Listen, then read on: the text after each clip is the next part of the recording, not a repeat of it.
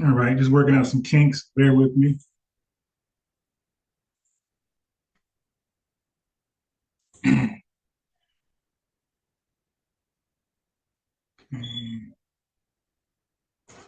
Making sure I got all my clips loaded. You dig? All right, so this over here. So okay, I got it.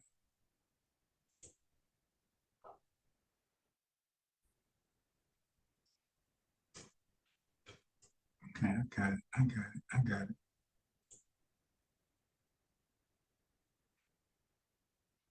Oh no. Okay, cool. I'll play this last. I know it was short.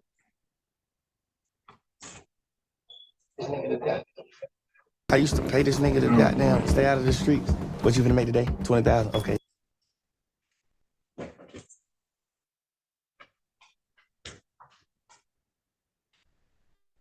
why are we showing that? What happened to my video? Watch closely as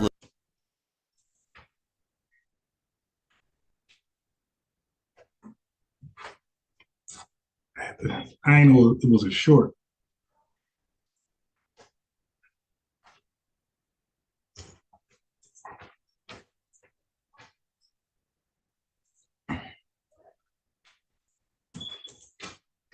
All right, let me go back and get this video so I can play it later at the right time.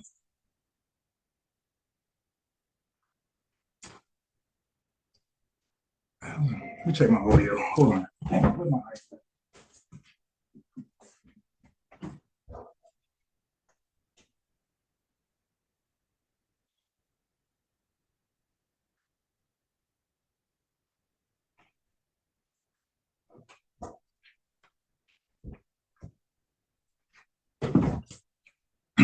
The mic, sometimes it might be on some craziness, and the video will be done. Um, bad, bad. It'll be a bad recording success. It'll be a bad live.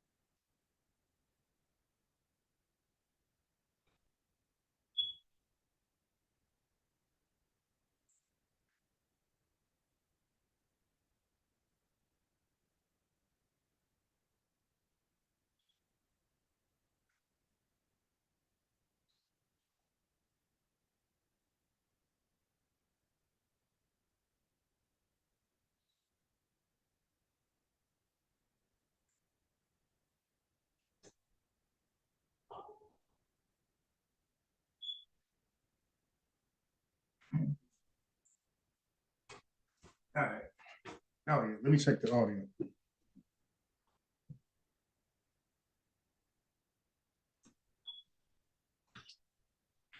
So I would grab the only iPad that's not charged.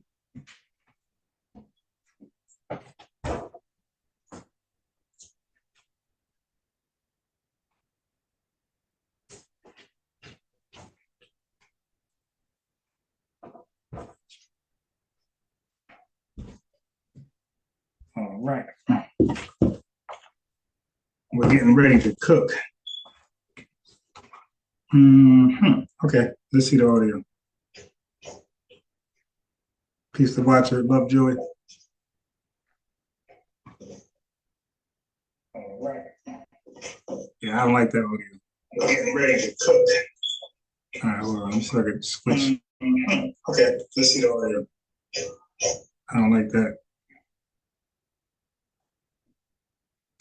Let me see if I can switch it. Um, shit, it might be the best.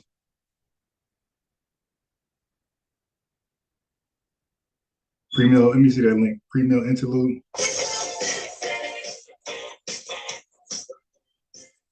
You damn ass, man.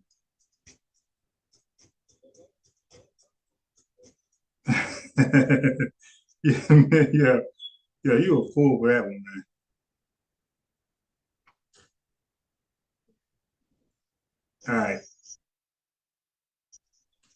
All right, mic check, mic check. Your last live, yo, I ain't gonna lie, yo. The live viewership was like the most in a long, long while. So hopefully this is as entertaining. All right, mic check, mic check. I like this mic. Your last live, yo, I ain't gonna lie. Yeah, it ain't bad. The live viewership was like, all right, cool. The most in a long, long while. Save for rainy day. Hopefully this is as entertaining.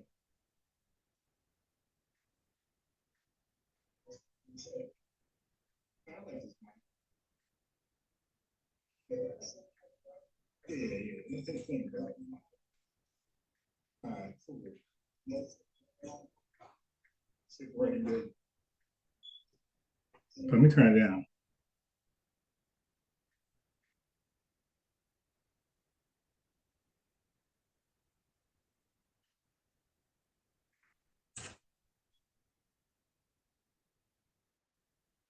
All right, okay. Where shall we start? Okay. So let's introduce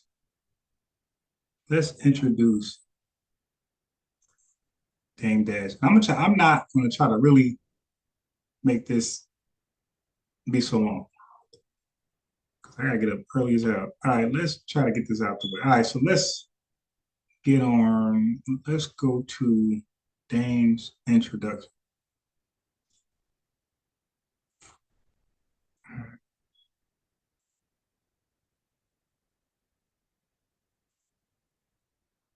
I think we are right here.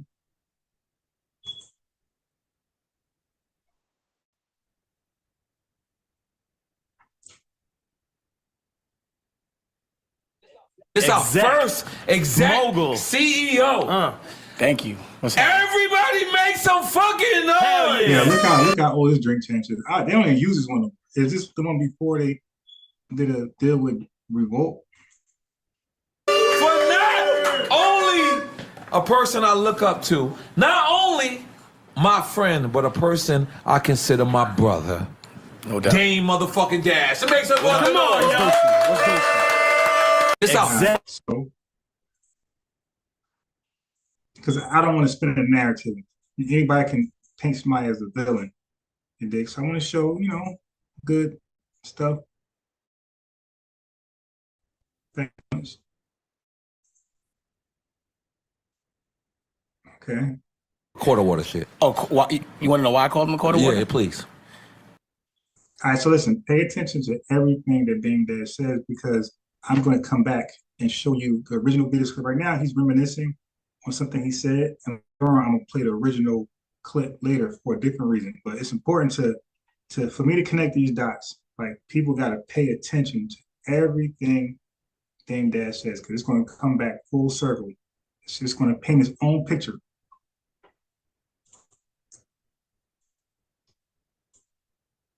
We want to know the quarter water shit. Oh, you want to know why I called him a quarter water? Yeah, please. Because Def Jam didn't acquire half of Roc-A-Fella. Universal did.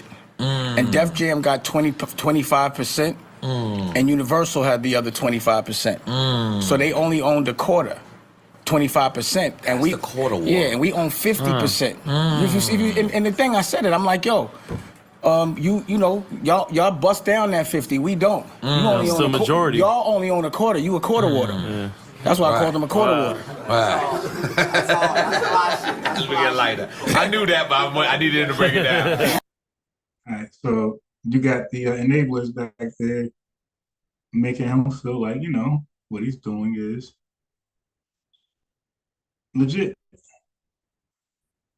He's trolling before trolling.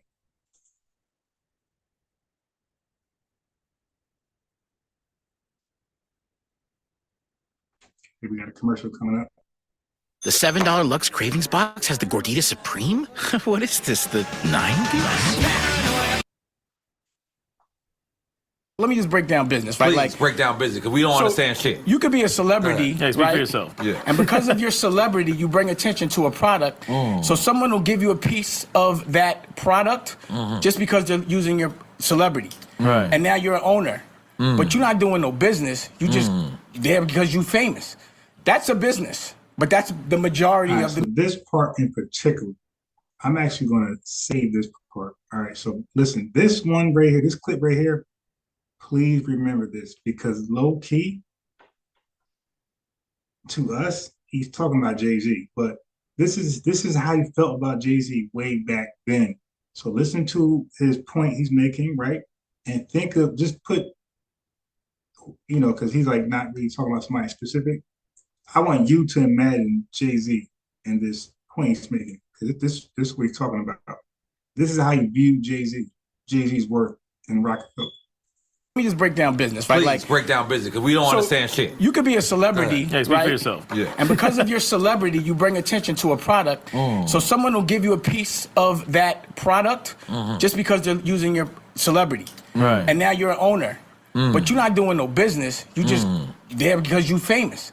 That's a business. But that's the majority of them. That's what celebrities do. They get famous so they can get paid to bring attention and awareness to products. So that's like Endorsement brand deals. ambassador. That's, like, exactly what it is. Endorsements, That's a brand ambassador. Right. Yeah. But I'm the guy that got to get it. Okay, so he's showing the difference between his role and Jay-Z's role. He's calling Jay-Z the brand ambassador. And prove it, okay, by earlier statements he said years earlier. But the person who he's talking about that don't do any business, they just the face to draw people to wanting to work with them. That's Jay-Z. And he's saying what he does, like he's the real businessman. You know, remember Jay-Z said, I'm not a businessman, I'm a businessman. He's talking about like, nah, you're no businessman, you're a rapper who's the face of the business. You're a celebrity. I'm the businessman. I'm the back there doing the paperwork and everything I say right now. But he's talking about Jay-Z. But the thing is, this is the aftermath, but the before math, that's how he felt also. That's exactly what it is. Endorsements, That's a brand ambassador. Right. But I'm the guy that got to get it clicking. I got to know how to make it. I got to know how to sell it. I got to know how to distribute it. I got to know how to pay people. Right. And I got to make sure everybody get paid, whether I get paid or not. Right. I got to invest. I got to, me now, because I was using their money back then. Right. But then I was like, fuck it. I'd rather use my own. Let me just break down business, right? Please. Like, All right, okay, so he calls that breaking down business. Watch this right here. Watch this.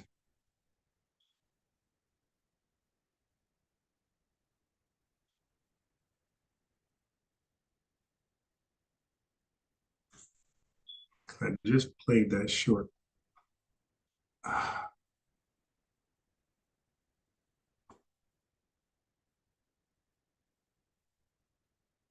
All right. All right, I gotta go to give me a second. It's important you hold that. Just bear with me. So remember, there's an ambassador, right, of the brand, and then there's an actual businessman. This is his words. And the ambassador of the brand will be a Jay-Z type guy. Like it's undeniable by the way he explained it. Matter of fact, let me just play again while I'm looking for this.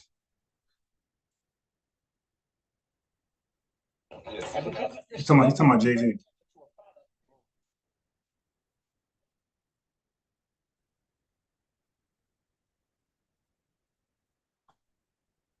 Keep going.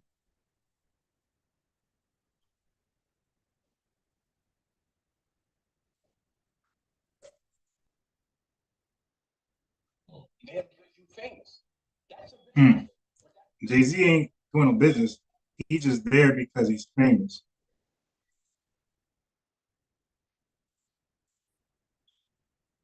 All right, let's compare and contrast. Shoot. Did I do it again? Did I do it again? I'm like Britney Spears. Oops, I did it again. All right. Open the damn window.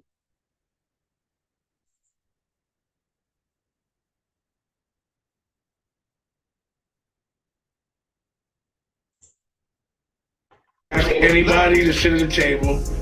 Like, you know, certain people's job was to rap. They rapped. My job was to do that business.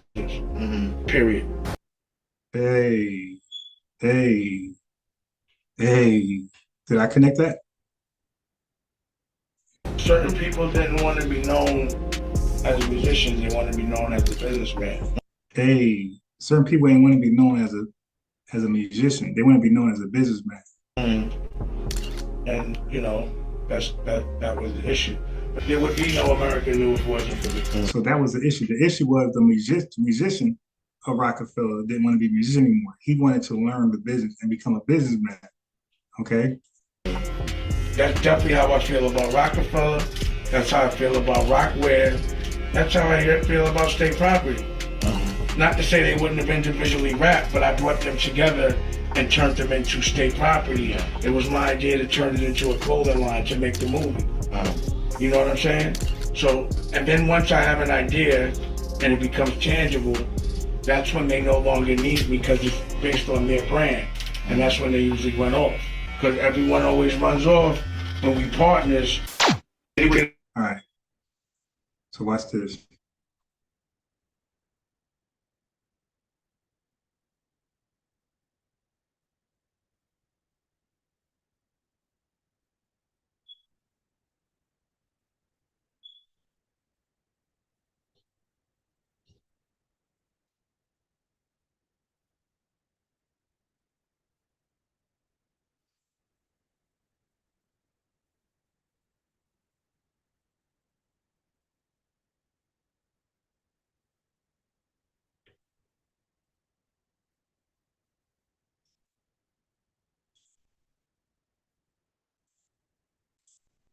All right.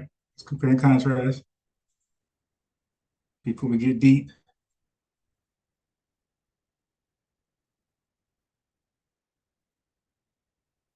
So he had a problem with Jay-Z being transitioning to a he wanted Jay-Z. I was like, what's that got to do with Roc-A-Fella?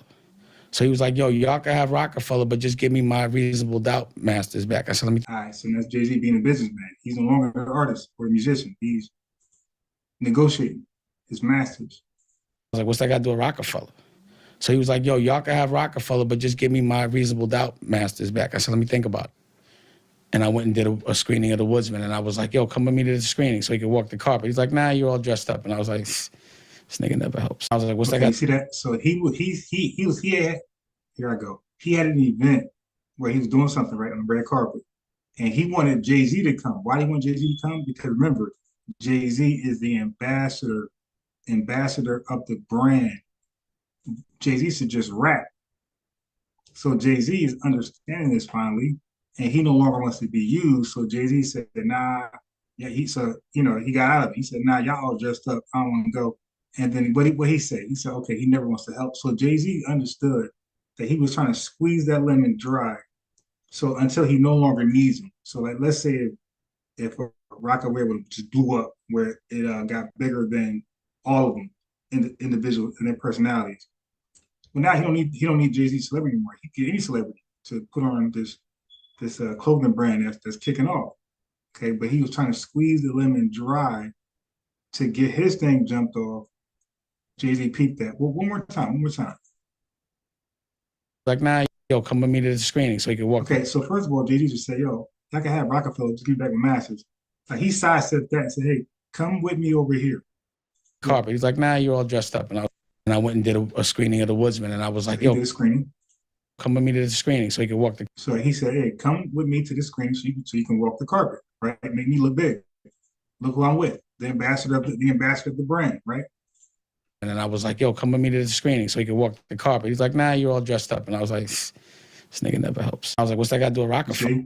So Jay-Z was catching wind of this right here. Down business, right? Please like break down business because we don't understand shit. You could be a celebrity, hey, speak right? for yourself. Yeah. And because of your celebrity, you bring attention to a product. So someone will give you a piece of that product just because they're using your celebrity. Right. And now you're an owner. But you're not doing no business. You just there because you're famous. That's a business. But that's the majority of them. That's what celebrities do. They get famous so they can get paid to bring attention and awareness product. So that's like Endorsement brand deals. ambassador. That's, like, that's exactly what it is. Endorsement. That's a brand ambassador. Right. But I'm the guy that got to get it clicking. I got to know how to make it. I got to know. Jay-Z is the brand ambassador. He just got to show up at the red carpet, which I was trying to allude to, entice him to do, because that's all he is. He's just a brand ambassador. He's going to, show everybody, hey, look at the brand I'm associated with, right? So he's trying to use Jay-Z celebrity to blow up his brand. How to sell it, I gotta know how to distribute it, I gotta know how to pay people. Right. And I gotta make sure everybody get paid, whether I get paid or not. Right. I gotta invest. I gotta, me now, because I was using their money back then. Right. But then I was like, fuck it, I'd rather use my own. Let me just break down business. Right? Okay, so one more time over here. You can ask anybody to sit at the table. Like, certain people's job was to rap. They rap.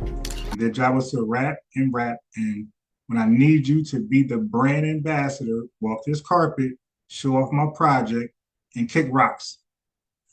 My job was to do that business. Period. Certain people didn't want to be known as a musician. They wanted to be known as a businessman. And, that was the issue. That was the issue. You heard him. That was the issue with him. Jay-Z is not staying in his lane as the dumb rapper.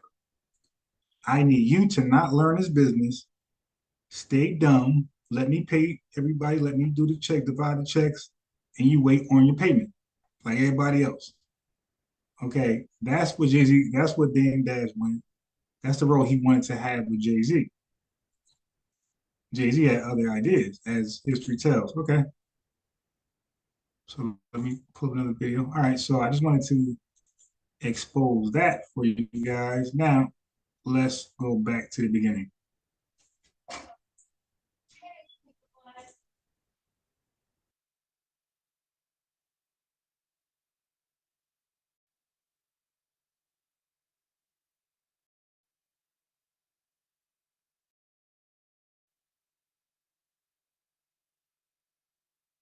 Like, care about what people think. Right. If I cared about what people thought Jay was whack. Period. Go back, rewind a little bit further. Look at what the fight was. We had to convince niggas he was, a different dude. Right. Look at it. Right. It wasn't easy. Right. Ask Clark Kent. Ask these niggas, how hard was it convincing people that he was the truth? Ask that. Ask Kev Lyles. Because every interview. Kev Lyles passed, Steve Rifkin passed, Russell, everybody passed. When y'all was shopping. That's why we had to do it on our own. Wow. That's why y'all went independent. Yeah, we had no choice. It wasn't like we came through like, let's be independent. Everybody got to get that record deal. That label was like a freestyle label that y'all did the first deal We with, just had to get distribution. We was like, we're going to do anything we can, but they not giving it to us. We got to do it ourselves. But we went everywhere, dog. That shit was a fight. You understand what I'm saying? Right. But in the music business, it's a fight. Right. So like I'm saying, that's why I don't, I'll do it different. And plus there was no internet. Right. There was no podcast. Right. You know what I mean? We was doing care about what people think. Right. If I cared about what. Okay, so that's me giving Dan Dash props.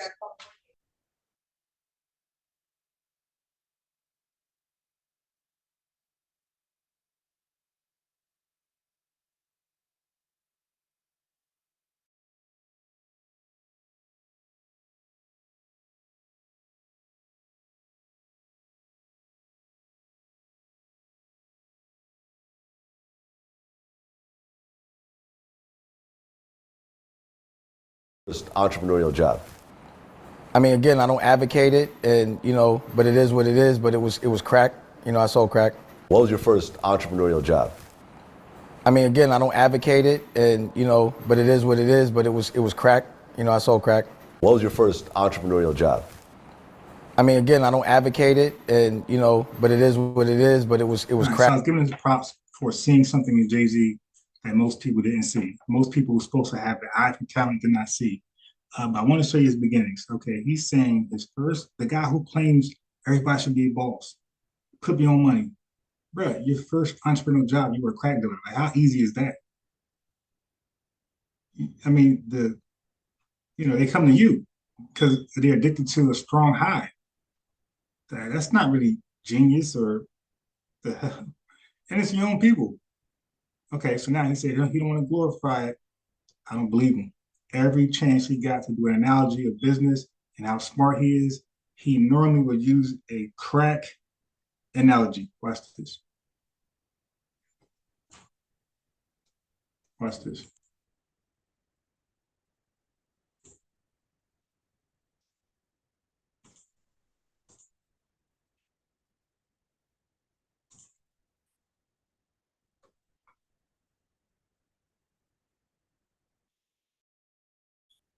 There's only one I really hustle with.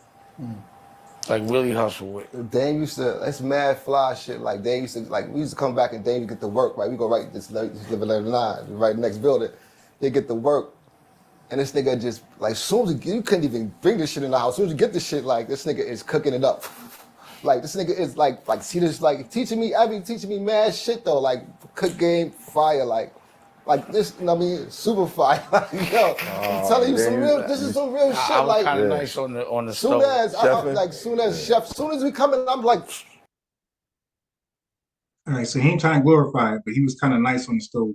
And again, every chance he gets, he's gonna talk about a crack analogy, or he's gonna just flat out talk about how he was nice on the stove. But he's not trying to glorify it. This is a guy who pitched everybody should be balls, be an entrepreneur. But this dude, his only entrepreneur, thing he did was sell crack. Like that's not what we call an entrepreneur. I was the shit. I mean, like he's cooking this shit up, and he's now you got math. Now you just influenced Math Hopper. Math Hopper reminiscent. I was the shit. Listen to Math Hopper in the background. Everybody's bragging about cooking crack as like a chef. real shit. I was Like, kind of nice on the soon stove. soon as we come in, I'm like, I was the shit. I mean, like he's cooking this shit up, and he's patted like the ice, all this shit. Like this nigga is like ill nigga, like. Yeah. I mean, He's a nigga because he was cooking crack. it's just mad shit. But like, you remember, this is way past statute of limitation. Yeah. As far as Right. So he don't want to glorify it, but every chance he gets on a large stage, he glorifies it. Vlad was one, Math Hopper. Let me give you one more.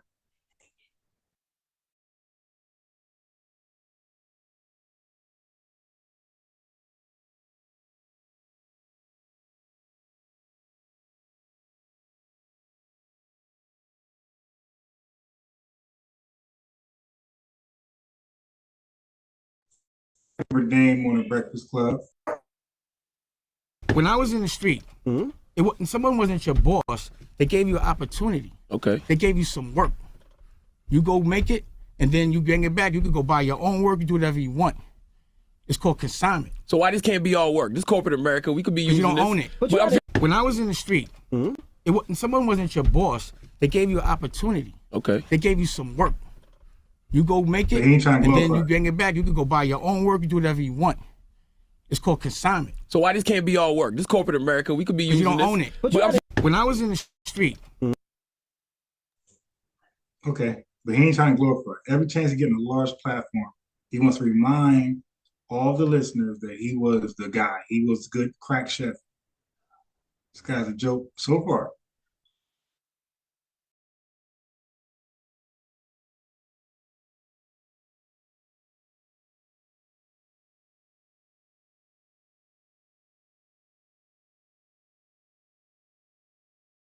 Anyway, so that's a little bit about Dame Dash. Let's introduce Steve Stout.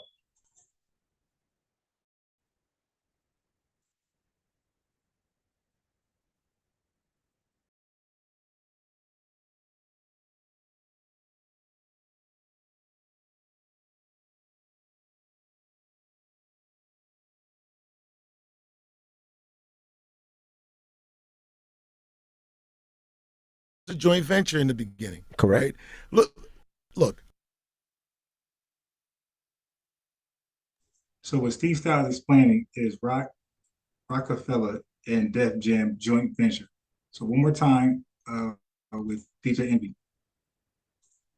If somebody's broke, they need that money to pay their rent, to pay their mortgage, to get to that point. And then what most artists do is once they get to the level where they have leverage, they buy their stuff back, like Jay-Z did, like Jeezy did. No, Jay-Z, But that was a joint venture in the beginning. Correct. Right? Okay, so he explained Roc-A-Fella had a joint venture at the beginning with the record label, well, all of them that he dealt with, and definitely Def Jam.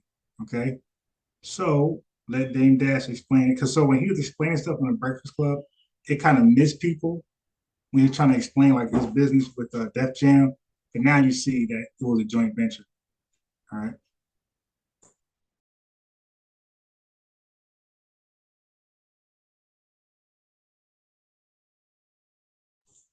What is a joint venture before we go any further in music?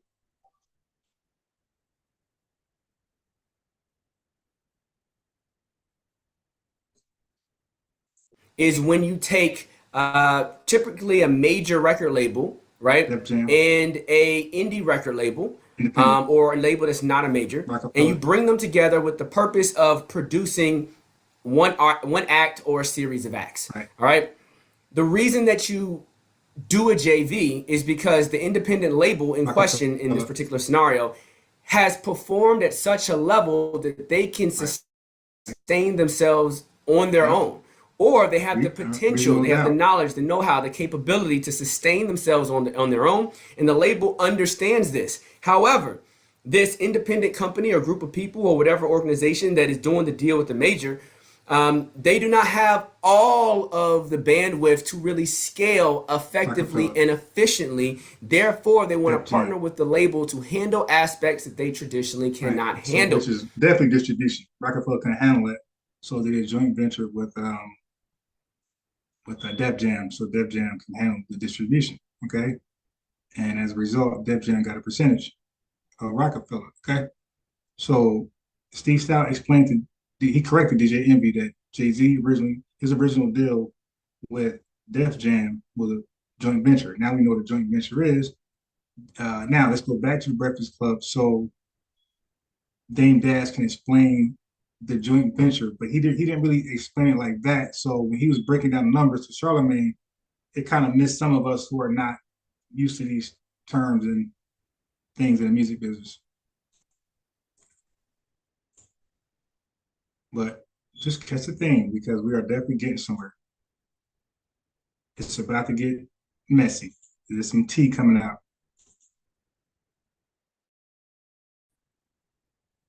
Some tea gonna be spilled. Come on. So you speaking my business and you don't know what you're talking about. I ain't take no money from Def Jam. What you talking about? What I mean take, I mean they cut you a check. No, they didn't cut me a check. We had a formula based on performance. And they joint venture. So he's going into like the in-depths of this joint venture business deal with Def Jam. Calculated and we got paid. That's and they us. stop. That's not us. That's what we doing. No. We listen. Before we had Roc-A-Fella. We put up our own money for Roc-A-Fella, right? Okay.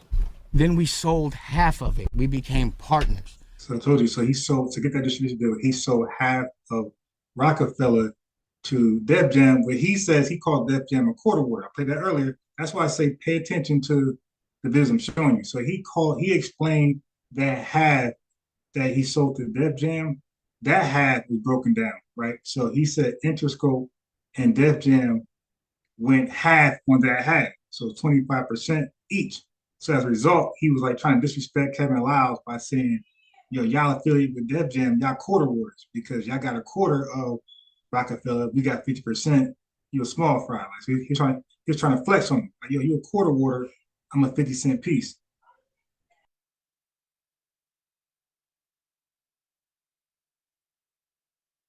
So that means no one gave us anything. We were 50-50 partners. We built something and sold it. That doesn't mean you work for somebody. See, they let you believe that. So then what happened was, based on a formula. You want to know what a formula is? It was profit times a certain number. So if you make this much profit times 7. Now, I will agree with this dude, he has talent. Like, he's his own worst enemy. He has talent. He's very business savvy. He gets it. When somebody explains something to him, a contract in the music industry, numbers, whatever, he gets it. Okay, nothing goes by him. He understands the numbers in the business. Like, nothing goes past. He's not a fool at all. This dude knows his business.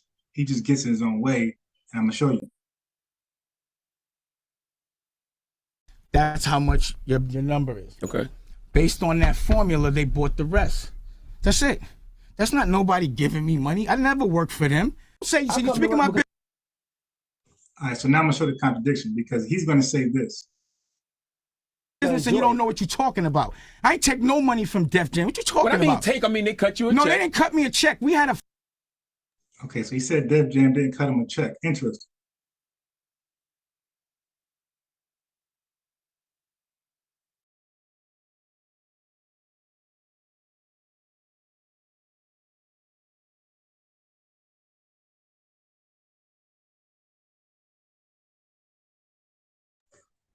If they check, then what did they do, Dane? What did they do?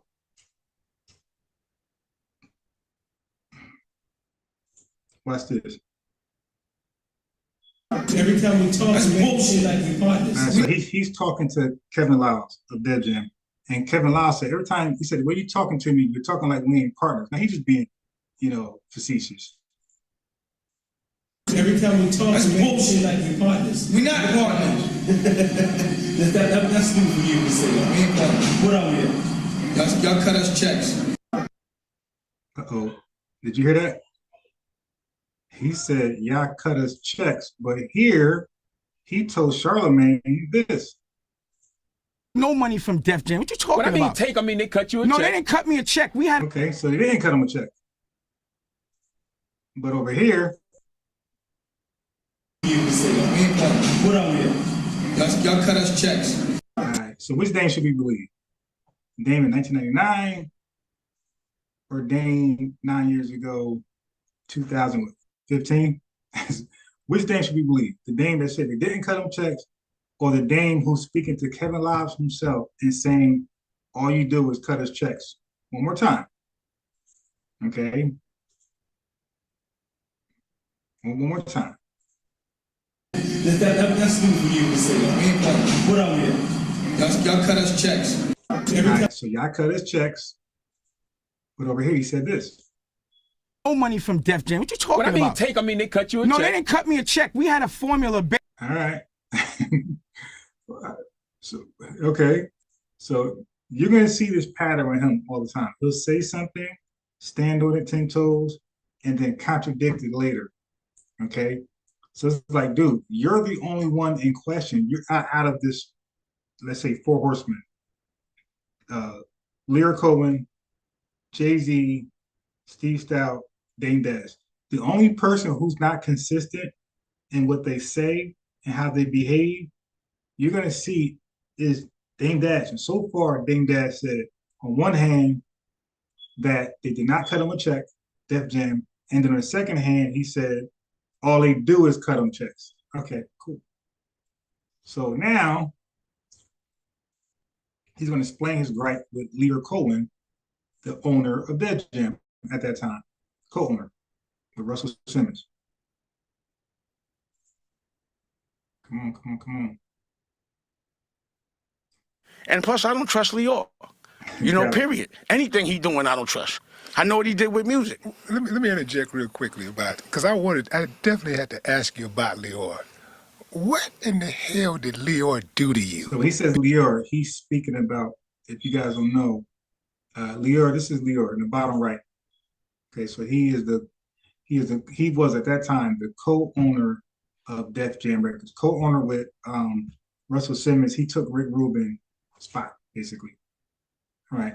So now, Willie D, so I subscribe to him. Willie D did great interviews, all type of celebrities, and a lot of musicians as well. Great interviews, okay? Because I've heard you a few times talk about Leor. I don't know the man from a hole in the ground. It's not what he did to me, it's what he did to our culture and what I watched him do to other people. What specifically, what's the gripe? He's not from our culture, and he pushes people and monetizes the dysfunction of our culture, and he doesn't teach us how to actually make a certain kind of money and keep it in ownership. He teaches us to work for him. He robs us. I've watched him do it. So when we first started to work with Leo, and he broke up Roc-A-Fella, to me. Okay, so he believes Leo is the reason why Roc-A-Fella broke up. And basically, in all those words, he's calling Leo a culture vulture, whatever that means, because we don't really have a definition for culture vulture. I mean, the chat, please give me your definition of culture vulture. I guarantee it'll stand up. Like the term is like, it's a contradiction in itself. Like nobody, every person who I ask, what is a culture vulture? They will stand strong on a definition. And then when I bring up certain artists, and say, hey, is he a culture vulture? Especially non-black ones, like they would say no, but it would contradict the definitions. Like, dude, but your definition was this though, and he ain't that. So how he's not? See, so it's kind of like you pick and choose. It's like saying somebody, it's like saying respect. I want my respect. Like, what is that? I did that because you don't respect me. What? Because he asked for his money that you owe for 2 months straight? Okay, so his problem with Leo is that he's saying he's a culture vulture. He comes into the community, the hip hop community. He don't give back. He extract. He makes everybody a worker, everybody a slave. Okay, check. But he's clearly not happy all of a sudden. But was he ever happy with Leo? Okay, so now since he brought up Leo, let's introduce him. The same way we did Dash. Who is Leo Cohen? Tell us, Black. At what point you went from management to actually being an employee at Def Jam, and you worked your way up to president of Def Jam. Is that accurate? I don't know if I was president, but I became the owner of Def Jam. The owner? Yeah. So at what point you went from management to actually being an employee at Def Jam, and you worked your way up to president of Def Jam? Is that accurate? I don't know if I was president, but I became the owner of Def Jam. The owner. All right, my fault. And of course, I got the story. I became a co-owner of Def Jam. That's something different I'll go into later, because I'm going to do a video about culture vultures or alleged culture vultures. So he's going to be featured in that. I'm going to have it. So you're going to learn a lot about Leo Cohen upbringings and how he started. It's going to be dope. Him and Vlad, a lot of people you're going to learn about. Jimmy Iovine, the people who you would call or people who you would think are culture vultures. Trap Lord Ross. I'm gonna have all these guys featured in that video. Okay, hold on. Let me get a second video. So he introduced himself as the then co-owner of Def Jam. So what is he now? What is Lior now?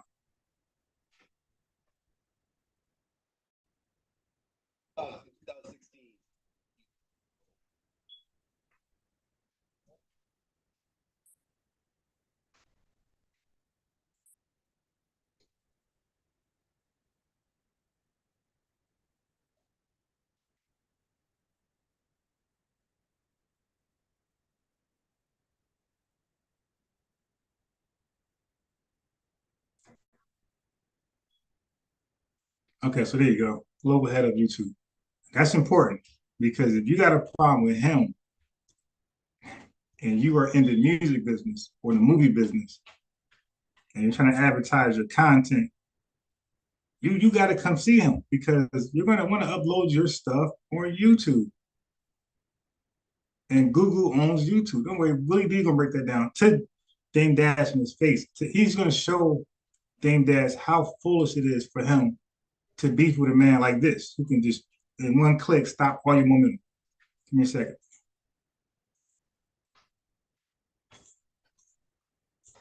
Okay. All right. Bang, bang, bang. Okay. So now let's get into that conversation right now. So now you know he's head of YouTube. He's basically the president of YouTube. So watch this conversation.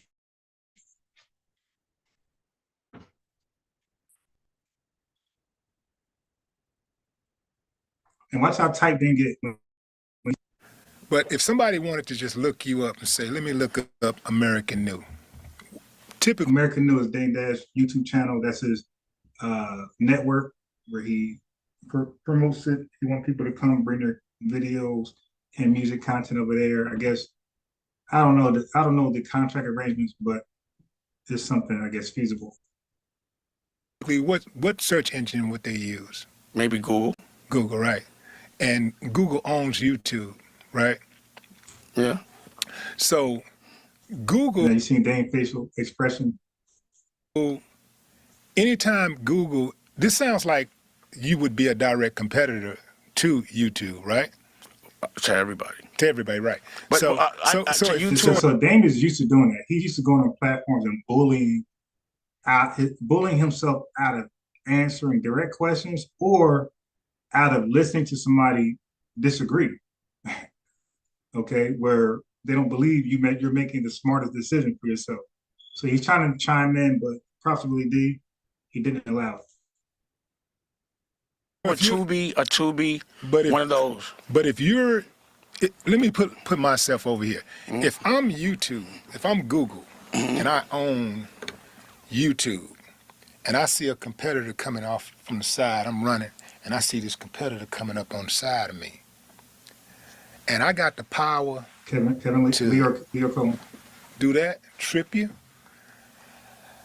and get away with it, I'm gonna do it. If I got an opportunity to hit you with a boat, if I'm gonna punch you in the back of your head, do it. You know. All right, so now look how he downplayed it. Okay, so my man talking some real shit. He said he's basically saying Leo Cohen's in a powerful position to trip you from ever getting close to him by just closing you out of YouTube and Google search engines. Okay, your network, anything to do with your name, your network, gone out of YouTube. They could filter you out. So he he used the really did use the analogy. If Leo see you coming up on him as a competitor, he has the power to trip you and get away with it. And then Dame said, "I'm gonna bust him in the head." Like, what power? Like, what do you have that you can do something like that? What are you talking about? Hit you with a boat. If I'm gonna punch you in the back of your head, do it. You know, if somebody hit you in the back of the head. So he was going to some weird spill about punching in the back of the head, like to downplay the seriousness of the analogy. Like, like in other words, he was really saying, you can't F with him. Like you're in the background yapping, but you're really kicking against the pricks. Like you can't F with this dude, yo. He can stop you like a cockroach, and you can't do anything to him.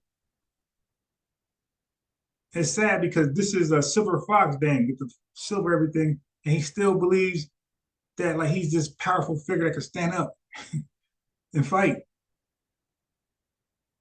All right, hold on. It's gonna get better. All right, so now he goes on Math Hoffa, and Math Hoffa asks the same question Willie D asked him, the elephant in the room.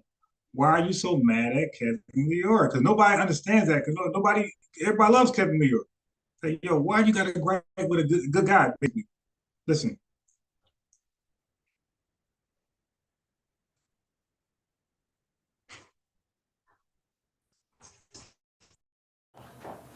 I could tell you why, but I'm a gentleman. Why are you so mad at him? Because he's painted a certain picture. He's exploited our culture. And I don't like the way he used to talk to the people that I love. Very demeaning. So his reason why he don't like Leor, they always change depending on the platform. I don't like how he can't get no money in his own culture, but he's always in ours. And he acts like he's the boss. So now when you say your culture, like he needed to, so the math, think about math, like a yes man, like they're afraid to challenge certain people. Now math is challenge certain people, but certain people won't challenge, like he's biased as hell. It's like, when you say our culture, because when Crazy Legs was there, Crazy Legs was saying our culture is like diverse, would be our culture would be called hip hop. So that's what Damon's trying to speak of, but he called it our culture like it belongs to a specific race. But when Crazy Legs was there, Crazy Legs made that very clear. Like, that our culture, Latinos are a part of that. Definitely Puerto Ricans. And he ain't get no pushback on Math Hoffa show, but they're allowing Dame Dash say our culture, and they know what he's talking about. He's talking about like black culture. Leor comes into black culture and make money, and that's the narrative he's going with. Of our culture, like we gotta look up to him. I don't like that shit. I don't like the fact that his fucking appendix exploded What the hell? That's what it is, right? Your appendix? Yeah, your appendix can burst. And I went to go visit him. His mother said the most racist shit I ever heard, like on some nigga shit. This was the funny part. Like, he's so mad at Leora, he got loud. So now he's saying Leora's mother said some racist stuff, right? So if any of y'all are in your 30s or older, you most likely been exposed to direct racism coming from somebody specifically white, if not another race, but definitely white.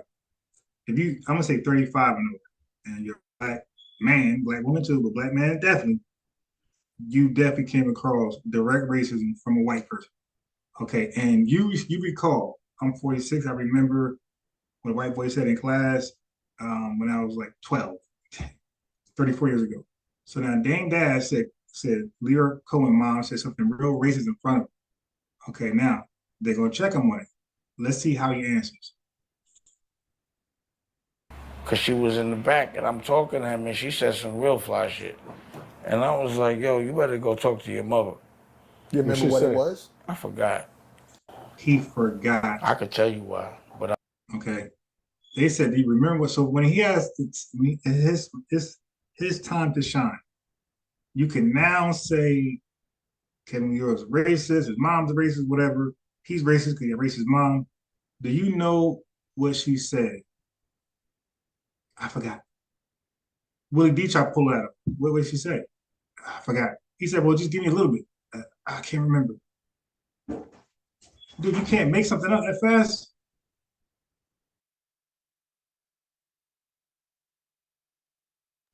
Let's continue. He forgot.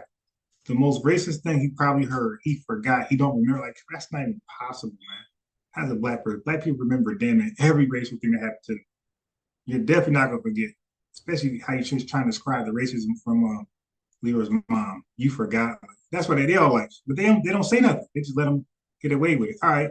So to Dame Dash, Leora broke up Roc-A-Fella. He's a terrible man. He's a culture vulture.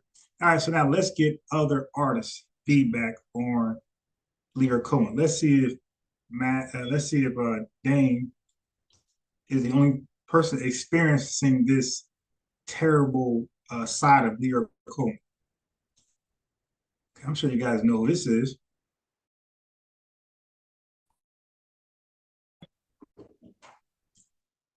Nori? Well, you know Nori, right? What about this other guy? What about this guy? Leora Cohen. Yes. Who has been a great. That was a great interview with Leora Cohen. Oh, that's my man. But he's been a great guy to me, right? But okay, so we got one former rap artist saying Leora Cohen has been a great guy to him, right? So he don't know what Dame experienced, but he believes whatever Dame experienced with Leora Cohen, it's been clearly one-sided. Like, he don't believe like that's something. The way Dame Dash explains how bad Leora Cohen, if that was true, more people would see that side of it. Okay, like most races, you know how races, like people, like a lot of NBA owners and NFL owners always get sued for like discrimination, racial discrimination against like the black employees. He did, like, especially when you powerful races, like it usually seeps out. Okay. I want to address something. You know, Dame Dash, I don't want to say it's picking on him, but Dame Dash has an issue with it, right? I chose not to bring up Dame Dash in the Leora interview because I wanted to keep it positive, right? But it's something you can't avoid. Like, I don't look at Leora as a culture vulture. Not me personally. Yeah, me personally. Okay. So you got Eric Sermon, Noriega, said that they don't look at Leora Cohen as a culture vulture. And let me say for the record, I don't either, because I know his history. He did. Me either. He's far from a culture vulture. Matter of fact, he's probably more hip hop than most black people living today. Okay, so listen to how they follow up with that. So they said, I don't believe he's a culture vulture. Look how they follow up. And Dame, so now if you see Dame hating on Noriega, this is why. This is look at the date, 7 months ago. So now Dame has a huge problem with Noriega. Now you're finding out why you didn't know before. Because he said he don't believe he's a culture vulture. I don't look at Leora as a culture vulture. Not me personally. Yeah, me personally. He's personally came to me and made me a better artist. He told me it was somebody had a little bit more money, and he said, if you stick with me, I'm gonna give you a career. So I stuck with Lyor. And I got a career. I had a career. Yeah, great. And I think Lyor responsible for that. Nori, my favorite album from Noriega. To me, that NRE, like that's one of my favorite albums all time in hip hop. And I believe Lyor had something. Yeah, Lyor had something to do with that. Yep. Because Band from TV in there. Lyor had hooked him up with Pharrell for a band from TV. Okay, so now that's Noriega's testimony about Lyor Cohen. And Eric Sermons is listening. Now Eric Sermons is gonna give his testimony on his relationship with Lyor Cohen. Let's see what he says. Let's see if he shares what Noriega said or does he share what Dame Dash said.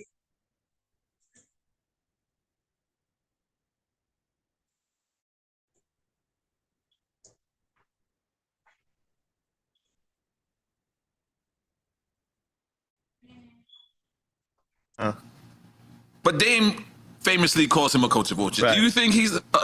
Is that such thing? Can you be that when you of the culture? Okay, so he called Lyor of the culture. He said, "How can somebody be called a culture vulture if they're of the culture?" Good question.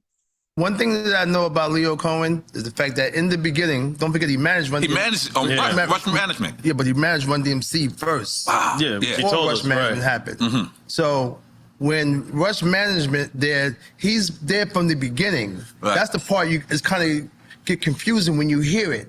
See, Dame had a different experience with him. Because Dame is powerful. Don't forget, Roc-A-Fella didn't really need them except for distribution. So when Def Jam started taking credit, that's when I think it got ugly. But I'm like, too, Lyor Cohen, he helped me. Again, he was the person that showed me what it was. But again, you can't take the hip hop from him. I watched him. I watched him be like, you can't take the hip hop from Lyor Cohen. I watched him. Can't be culture vulture, Dame. I watched him be like, that shit's whack. that's not fly. It's not dope. But Dame. Okay, so then you got I could have made this super long. I had Fragile Star speak highly of him. I had who else? Fragile Star speak highly of him. I had Young Thug. Like almost anybody who worked with him loves him. Like you don't really hear too much negativity about Lyor Cohen in the music business amongst rappers. They love him, and he really helps their career. He helps them make better quality songs. Whatever they had, he upgraded it to a hit or something feasible, something tolerable, something palatable, something edible. Okay, because I remember he was telling a story about Young Thug. He was trying to get Young Thug. Actually, Young Thug was in attendance, and he was trying to get him to he was trying to teach him how to make a song. Yo, you just rapping. He said it's not really going nowhere. You gotta learn how to make a song. And Young Thug was arguing with him. And you can find that on YouTube. But the dude helps you make hits. Okay. So we're done with that.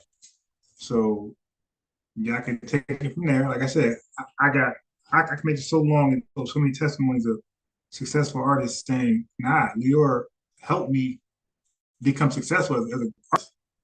I'm taking serious as an artist because of Lyor. Have you ever seen this guy right here before?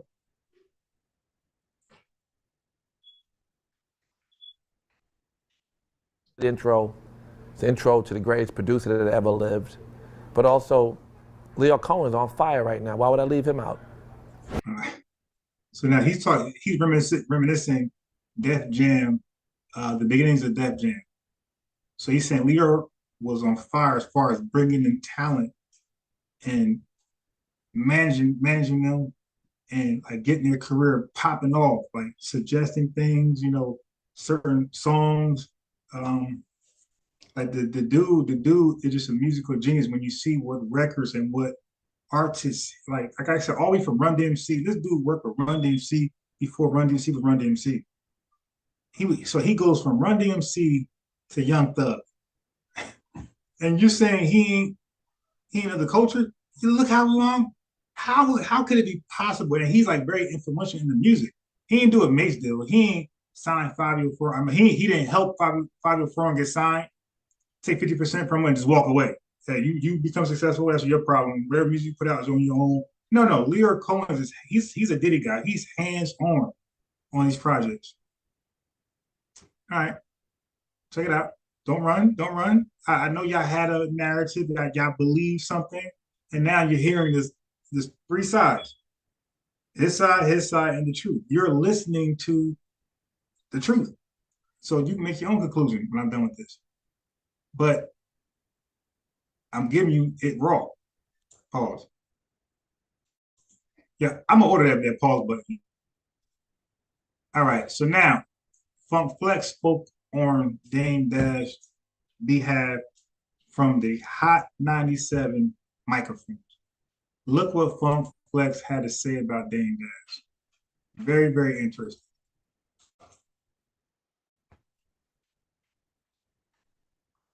Don't go nowhere. It's about to get hot. Movie soundtrack, that Nutty Professor that picked up that single and shot that video. I remember it clearly. Remember when the Culture Vulture cut you that check? New York City, I don't own stock in Def Jam.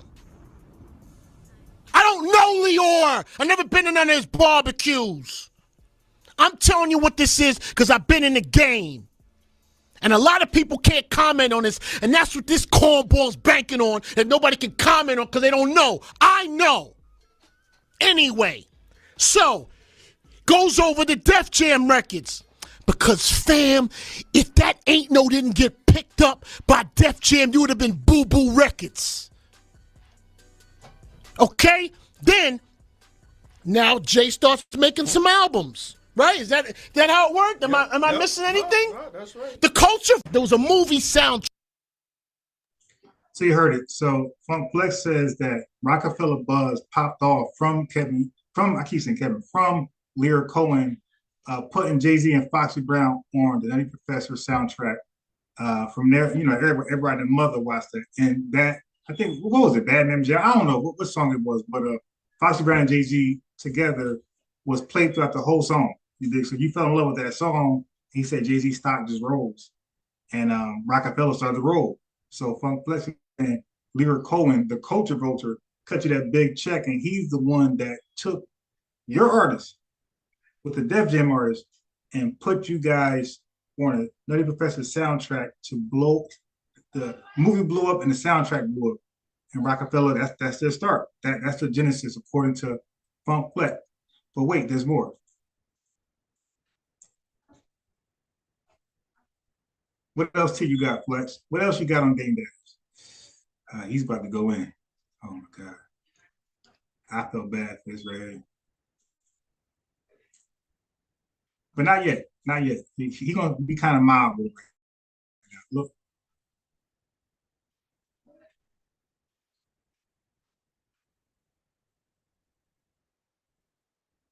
I'm just understanding. You spent it though, right?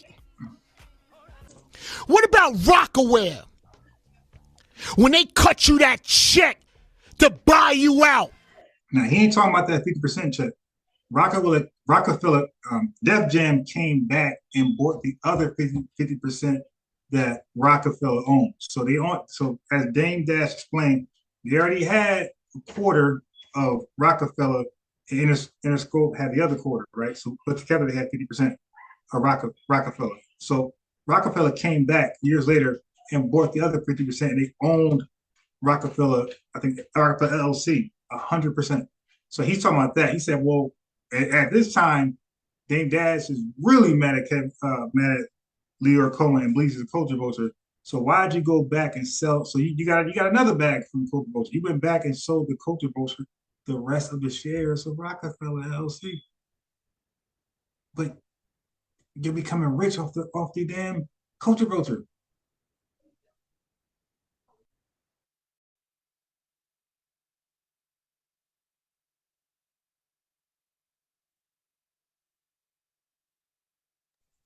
All right. So what else? Don't worry. Oh, Funk Flex gonna come back, and he ain't gonna be nice. Okay, so Steve Stout. So we got Steve Stout because he's in a picture. Who is the reason for Rockefeller's downfall. Dame Dash, Jay-Z, Steve Stout, and now we have and Leo Cole's other one. So now we have Steve Stout. Let him introduce himself and his beef with Dame Dash. Whatever happened with you and Dame? You know, I mean, I seen things where he's yelling and cursing. What happened with you and Dame? You know, I mean, I seen things where he's yelling and cursing and screaming, and I just never got it. I mean, he cursed and screamed at a lot of people. Mm-hmm. You ever seen an old man yell at a garbage can? That kind of person who's just like, they just want to get that off all the time. He was one of those kind of guys. I mean, he is one of those kind of guys. I hope he's changed now. He was upset at everybody, you know, all the time. And there were times where I'm sure he had a logical point of view, but most of the times he just had that kind of animosity built up in him. And, you know, as soon as he lost his way with Jay, you've seen nobody reached out and helped him because he had developed, you know, a lot of bad relationships in the industry. And it's unfortunate that. So Steve Stout said when he lost relationship with Jay, everybody backed away from him. And Dame Dash explained that Jay-Z was the ambassador of the brand. He was a celebrity that made the brand pop. He got people to come to the brand and want to sign contract and deals. And Steve Stout said when he broke ties with Jay-Z, nobody felt like they had to talk to Dame again. So remember, everybody felt like they was talking to Dame Dash to get to Jay-Z. But now that y'all broken up, we just go right to Jay-Z. That's why Dame Dash had it. Dame Dash knew he was a leech. He knew he couldn't shit. He could do nothing without Jay-Z, and he knew Jay-Z could do everything without him. So he really hugged Jay-Z. Pause. And he made people come see him if they want to deal with Jay-Z at all. And I'm telling you, that got to Jay-Z. All right. So let's continue. Let's learn some more. So now let's get Steve Stout from Dame Dash point of view, right? Let's get both sides of the coin. How you feel about Steve Stout?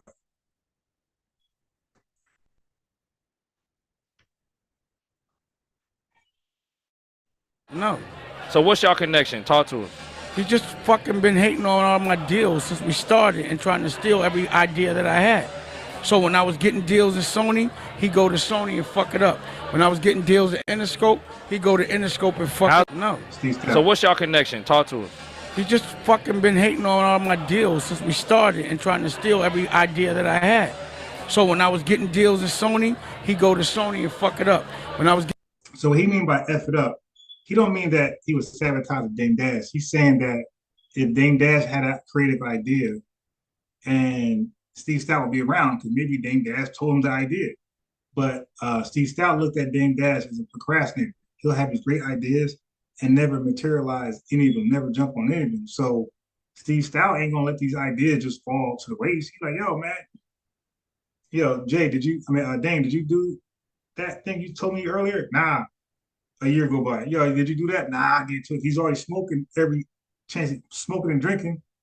So, Steve Stout, like, listen, man, right? That idea you had was genius, and I'm not gonna let it just fall to the wayside. You don't want to do it, I'm gonna do it. And that's some of the problems that Dame has with Steve Stout. Okay, so hold on.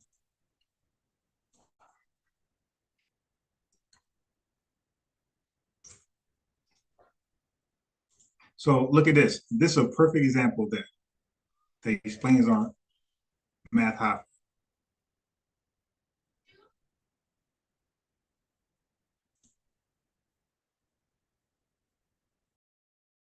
my deal up with Jimmy Iovine. You done fucked my deal up. You done tried to sign Clue behind my back. Like this nigga just one violation after another. I just was sick of this.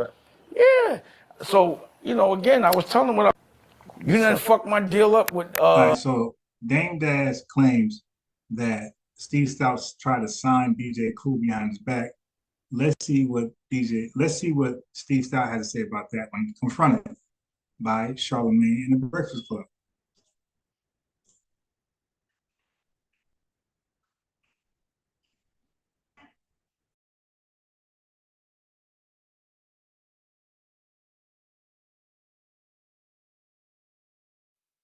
Did you try to take Clue from Dame Dash? Was that story true? Yeah. Let me tell you exactly what happened. Well, This is why I can't be mad at Steve Stout because he don't lie. Because that's not even because what happened was what's funny is Dame said, Clue, I'm gonna give you a deal. And 6 months went by and he had no deal. And then Clue asked me to manage him, and I'm like, there's nothing to manage. You have no deal. Could you help me with my deal? No follow-up. Whatever they must have been in the middle of, in hindsight, they didn't give this man a contract. So now I'm sitting there at the top of Columbia Records, and at the top of Columbia Records, he was the exec of Columbia Records. Clue's like, well, I want to get my record. I'm like, well, then I'll give you a deal. That actually led to how Jay and I got close. Did you try to? All right, so he said that led to how him and Jay-Z got close, because prior to that, he was close with Nas. Okay, this was Nas' man, and Dame was Jay-Z's man. That's how that worked. And him offering DJ Clue a contract, a record deal, whatever it was, that's how he got close with Jay-Z. So of course he's not regretting that. Okay, let's move on. But I'm glad you guys seen like the context, how this stuff played out in small clips. All right, so now it's only right for Steve Stout to, introduce himself and give you some credentials, because we hear about him, but we don't know what he actually does.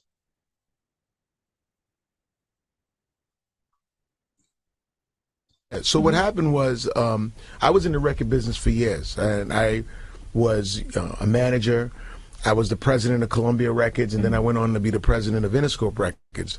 And I left the business when I was around 29, 30. And I got into advertising, and I wanted to do something different and take a turn in my life. So let me take it on from there. Right. So that's one. I have another one. So now he's going to explain some big deals he's done in the music. And there's some deals that we know about, but we didn't know who got them done. So here we go. You're going to be shocked.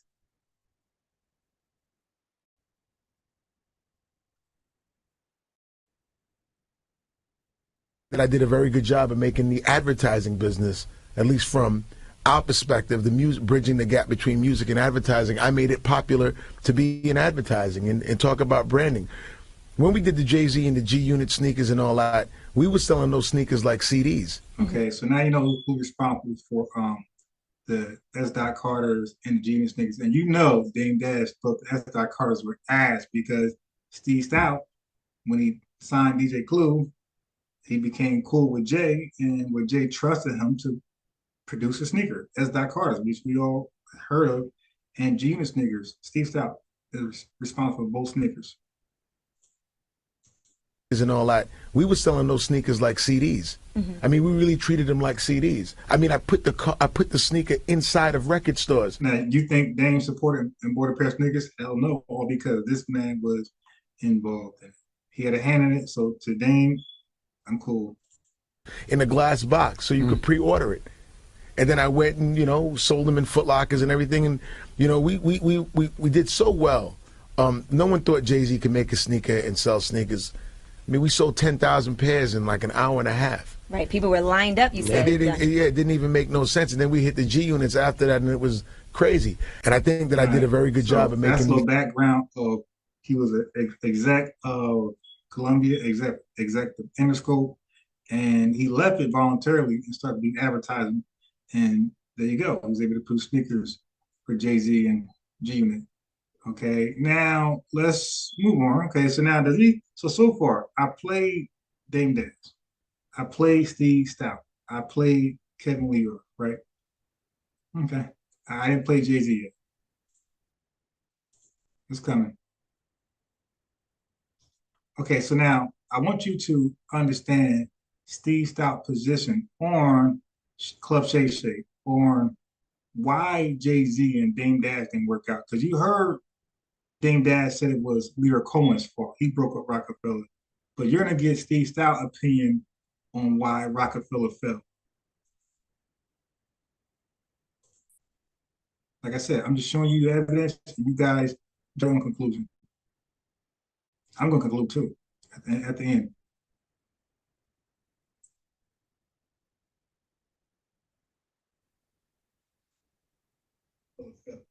People wanted more becoming less beholden to him, but he was unaware of it. Then he would like, you know. You heard it claim. He said people were becoming less beholden to Dame, but Dame was unaware of it. That's really bad. I mean, you're used to people gravitating towards you because you got the hottest artist on your right hand, and you're getting all this respect because they want him, they want his attention, they want his business, so they're respecting you, the guy, the grumpy old man.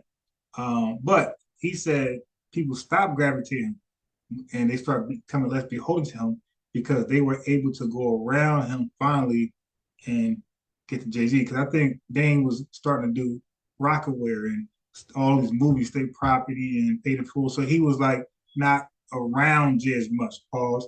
And because of that, people were able to go and access Jay-Z. And now they're doing deals with him and they don't need that guy. So now when Dame Dash, I can imagine when Dame Dash see that guy in the elevator or walking past, he expecting the guy to, hey, Dame Dash.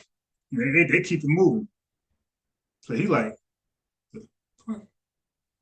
how dare you? All right, we're gonna see. And they like, nah, we already see, bro. I already got him.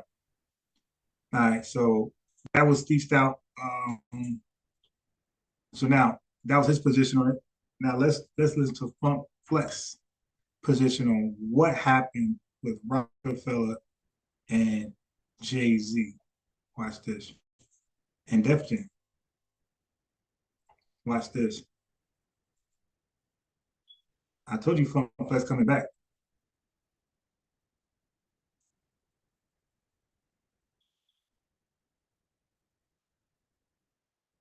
This is my backup. Computer's terrible. Think, dummy, that you would have spent a little bit of time and maybe get to know Kev Lyles a little better? So Funk Flex said it would have been wise to sit there and get to know Kevin Lyles a little better, knowing how connected he is, right? You're still looking at him like a little man. Better place. All they give a fuck about. It's the fourth quarter, and they want us to put as much action as possible. That's going to be the. You didn't adapt to the game. The game changed. So you hear him. The game changed. You didn't adapt. It's you. This is his office in Def Jam.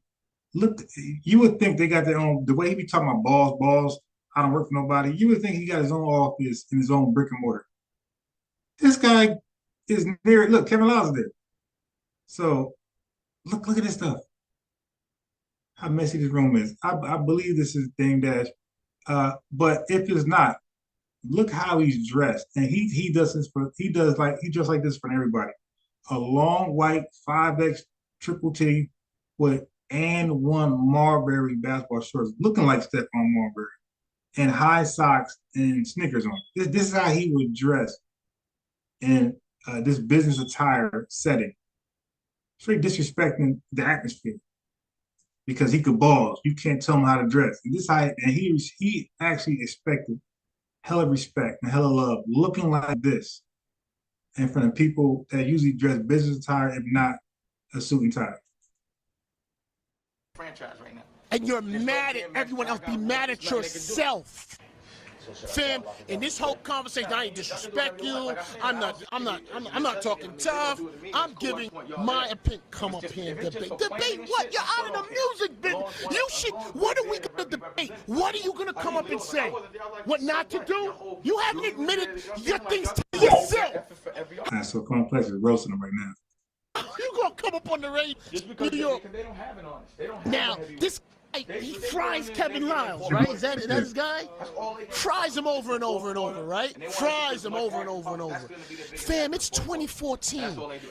Kevin Lyles has Ty Dolla $ign, Trey Songz, Big Sean, and Estelle. Do you think, dummy, that you would have spent a little bit of time and maybe get to know Kevin? So he's saying like, yo, this dude is making big moves, I guess, as an A&R and manager. You out here disrespecting him like he was small fry. He said, yo, you should have been trying to connect with him and build a relationship with this guy. But you disrespecting him and talking to him like he a little man. All right. Part 2, Funk Flex. It's about to get more ugly. Okay, this is the last video clip of Funk Flex, but it's going to be a doozy.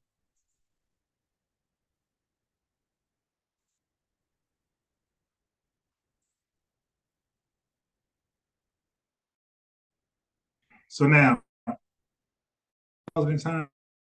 so if you recall, which I'm not gonna play today, but there was a clip of this guy right here giving Memphis Bleak his Def Jam jacket with his name on it. This is if you compare contrast the pictures, this is him right here in this meeting. So he's definitely Def Jam, and that's him. That was interesting. That's why I'm asking questions. Everybody's looking dumb in the face. All right, so the person in the background, so this is a formal meeting.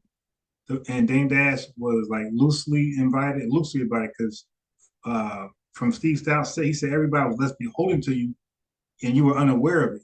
And then Funk Flex was saying the same thing. Like, yo, these people are loosely inviting you because they were already successfully able to go around you to contact Jay-Z. Like, people no longer got to go through you to get to Jay-Z because you made yourself busy with these movies, State Property, this movie, that movie, The Clothing Line. So now I can go have access to Jay-Z and talk to him and give him a deal, proposition, a deal for him.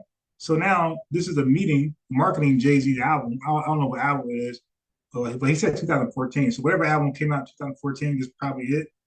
But Dame Dash was loosely invited, and that's why he's in there screaming and yelling. And when I say screaming, yelling, and cussing, he's screaming, yelling, and cussing with that 5X white tee on, those and one basketball shorts, high socks, and sneakers. So what was we doing? What was we talking about in terms of Jay? Let me know. The last days of the Rock? The last days of the Rock. This guy is in a marketing meeting in New York, screaming and yelling at like 15 people. You want me, New York City, I'm gonna break something down to you so real about that tape. Then get out. This is not about you. He's complaining about people doing something without Jay being there or not him being there, right? That they didn't tell him in advance. That they didn't tell him in advance. New York City. So he just said it. He just said in the background. He said, "Why you didn't call me?" Watch. Or not him being there, right? That they didn't tell him in advance. That they didn't tell him in advance. New York City. I come from the city. I know what the music game is. I'm still in it because I'm hot. I know how to throw that in. New York City, you know why the reason he was getting so angry in that meeting? Because Jay had already deaded him. He already knew that the relationship was in turmoil. Okay, so you see, so he's dropping real tea here. So Dame Dash realized, because at this point, like him and Jay-Z basically fell out. So, but they were still contractually, together. So like kind of like Young Thug and like Gunna. Okay, so Dame Dash like, yeah, but we still contractually still, a team. We're still Roc-A-Fella, even though we don't mess with each other anymore like that, like personally. Okay, so he was still expected to be treated the same amongst the people who want to just work with Jay-Z. Like, what can Dame Dash, think about it, what can Dame Dash offer these people by himself? All he was able to offer these people by himself was, well, not by himself, but the only thing he was ever able to offer them is Jay-Z, Jay-Z's time, Jay-Z's Johnny Hancock. That's all he can offer them. They don't need to get this guy at all, and he's realizing that. He's realizing, okay, me and Jay-Z is in turmoil. They got a marketing team here to do a meeting and plan out how they're going to market his album. And I'm like loosely invited because he said, "Yo, I got the email 10:00 p.m. after like a week." So that's why he's going off. But like Funk Flex said, like he's realizing that these people are trying to get away from him because for one, look how he behaves, and two, we never needed you. It was all about Jay-Z the entire time. And Jay-Z is realizing that. Like, yeah, I don't really need Dame. Like, whatever I can get with Dame, I can get without Dame, and I don't have to share anything because I really don't need. Why am I sharing money for him being around me when I don't need him around me? I really don't. I can, like, fly. His shoulders that he flies by himself. He don't need Dame. And we'll get Irv Gotti testimony, and we're going to keep it going. I'm telling you. Because then you try to grab onto it and come into a meeting and talk up for a dude. They're not looking at you and talking to you because they know you're finished already. That's why I'm asking questions. Everybody's All right, so Funk Flex said they ain't talking to you, they ain't addressing you. or answering your questions because they know you're finished. Like they know you and Jay-Z. The word got out. You thought that was between you guys. Was what happened in the office meeting with Jay-Z and Dame stays in the meeting. No.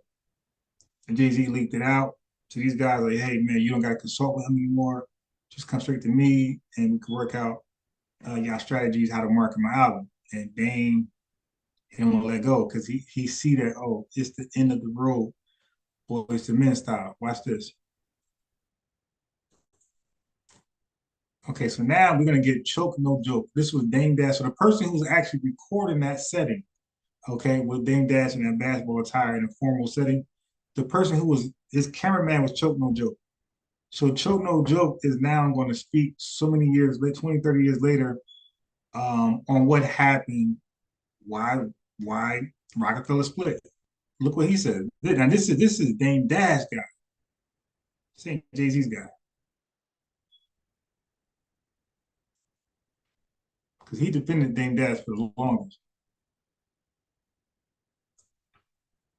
To get Dame out of the business. Because so Jay could excel from that point on. If it was, okay, so he said they wanted to get Dame Dash out the way because they wanted Jay-Z to excel. They knew Dame Dash was holding down. Because again, he wants to be involved in everything that Jay-Z being involved. Just collect money just for being around. It was a rocket ship, right? Now listen to this perfect analogy. There's a rocket ship. This is Dame down here. Yeah. This is Jay up So here. the rocket ship is Jay-Z. Dame's the fire to get the rocket to go. Dame's the fire to get the rocket to go in the air.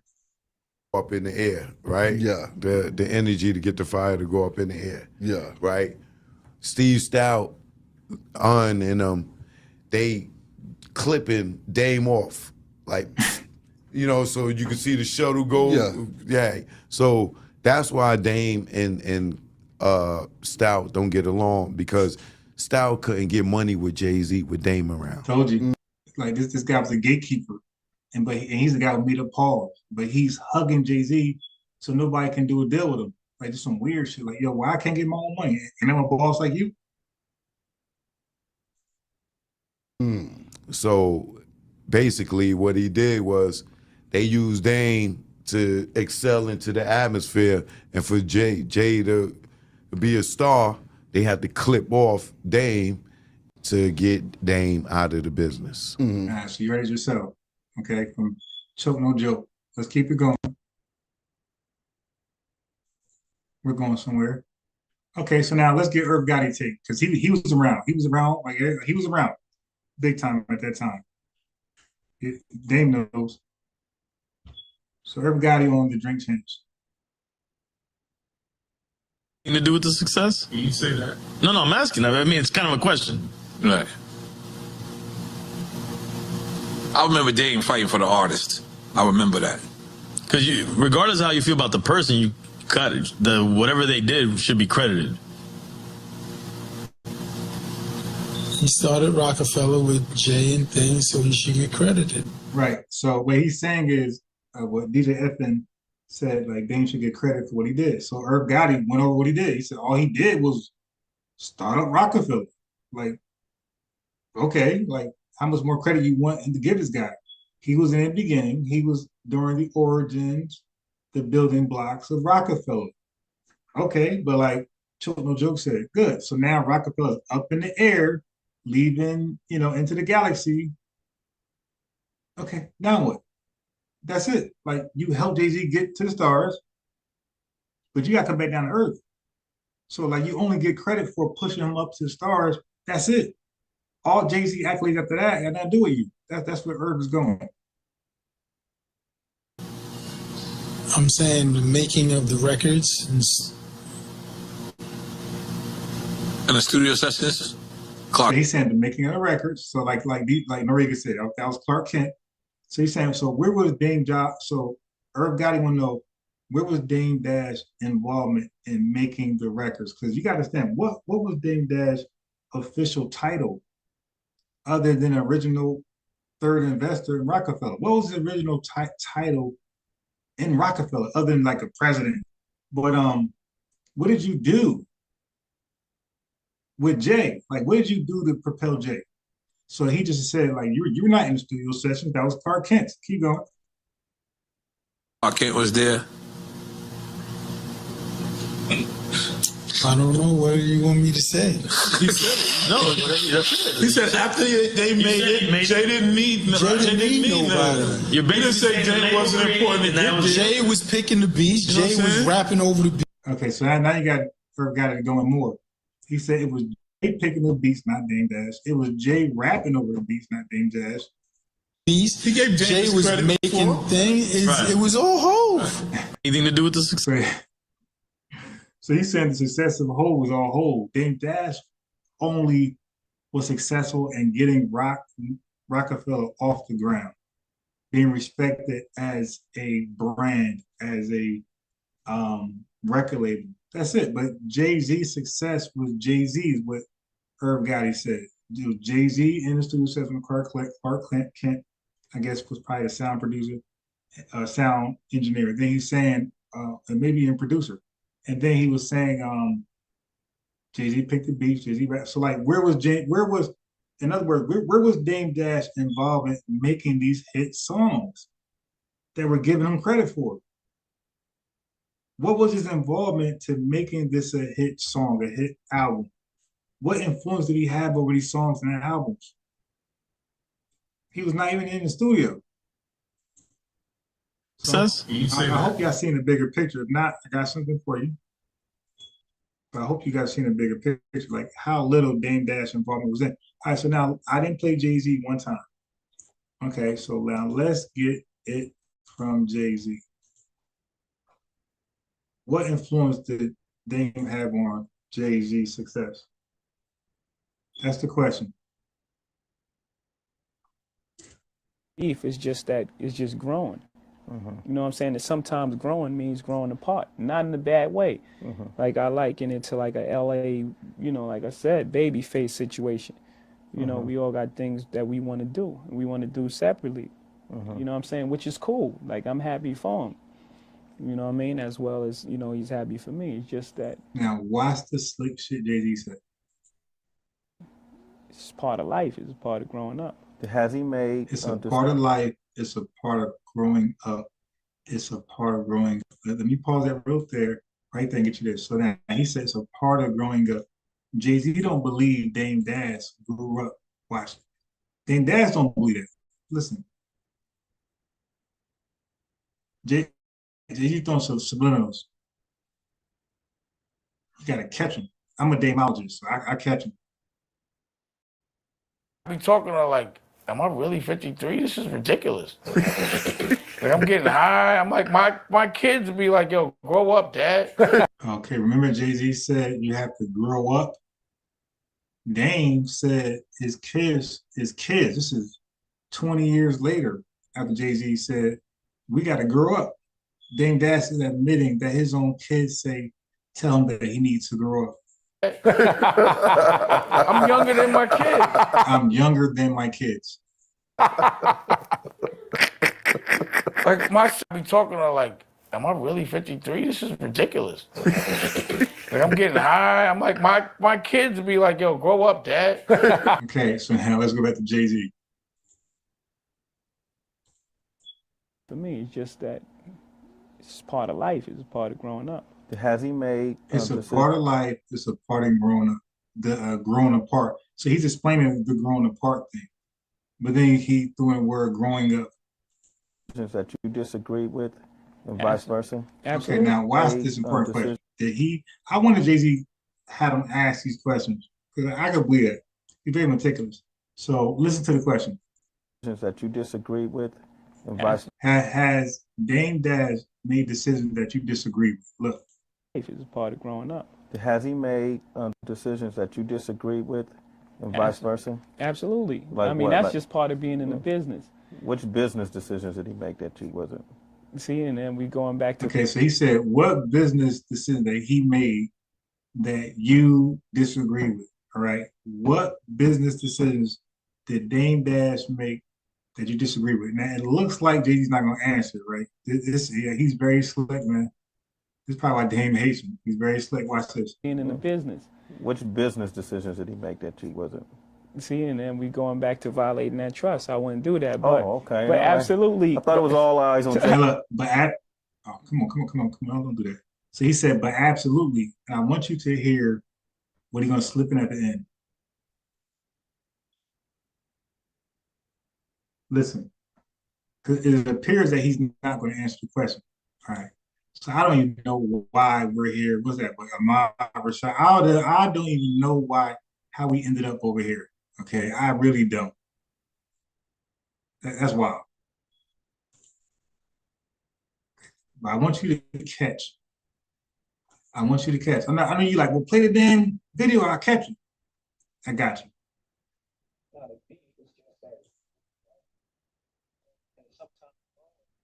That way. Like I liken it to like a LA, like I said, baby face situation. Started being in the business. Which business decisions did he make that you wasn't? See, and he started to smile and laugh when you asked what you disagree with. We going back to violating that trust. I wouldn't do that, but he wouldn't do it. But watch. Absolutely. I thought it was all. I wouldn't do that. Watch this. But absolutely, but he keeps stressing. Absolutely, I disagree with his business decisions. Smiling. All eyes on Jay-Z, my bad. No, I mean, absolutely. I mean, all the time. All the time, what? All the time, what? How did we get there? What's the context? The context was, what business deals did you disagree with? Or did you disagree with business deals that he have done? He slipped in his answer was yes, all the time I disagree with Dame Dash business tactics. One more time. That's some slick shit. Agreed with, and vice versa. Has he made decisions that you disagreed with, and vice versa? Okay, so now he said all the time, right? So the question is, have he made some business decisions that you disagree with? Jay-Z slipped in at the very end, all the time. So let's give that as an answer. Have you disagreed with any business decisions that Dame Dash did? All the time, I disagree. Absolutely. Like I mean, what? that's just part of being in the business. Which business decisions did he make that you wasn't? See, and then we going back to violating that trust. I wouldn't do that, but okay. But absolutely. I thought it was all eyes on Jay-Z, my bad. Absolutely. I mean, absolutely.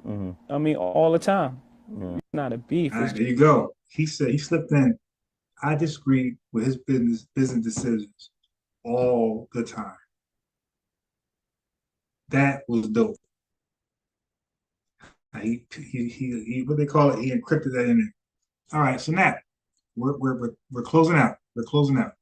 We probably got like 15 more minutes. Okay, let's get Memphis Bleak. So we had Dame Dash right hand man give testimony, choke no joke. Now let's get Jay-Z's right hand man to speak on who broke up Roc-A-Fella, or who was in denial of the breakup.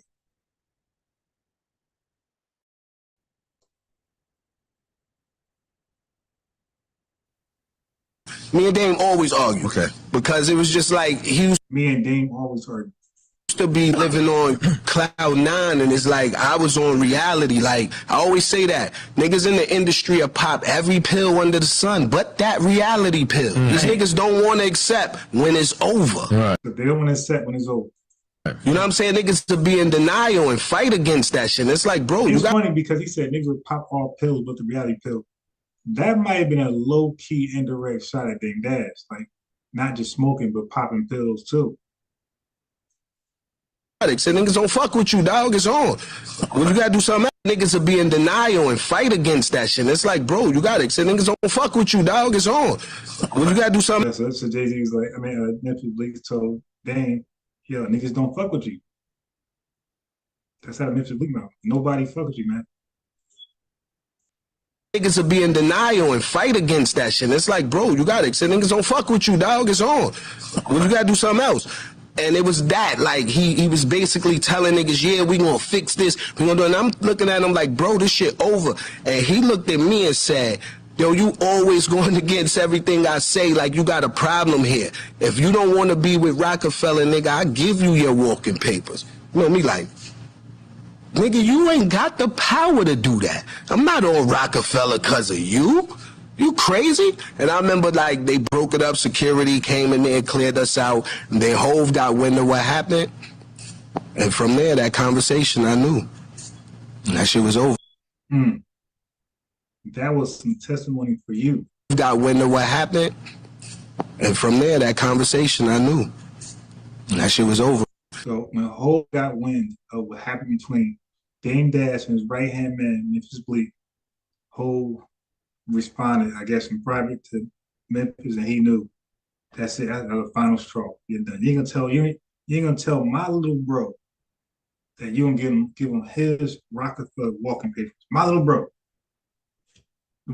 Jay-Z had so much high praise for Memphis Bleek. He even said Memphis Bleek was going to replace him and be a bigger star, have bigger influence. That's how much praise and admiration he had for his little bro, Memphis Bleek. And for Dame Dash to sit here and say, hey, I'll give you walking papers, you could go.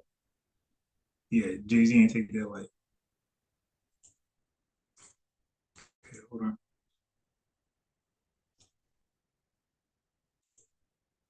All right, let's go.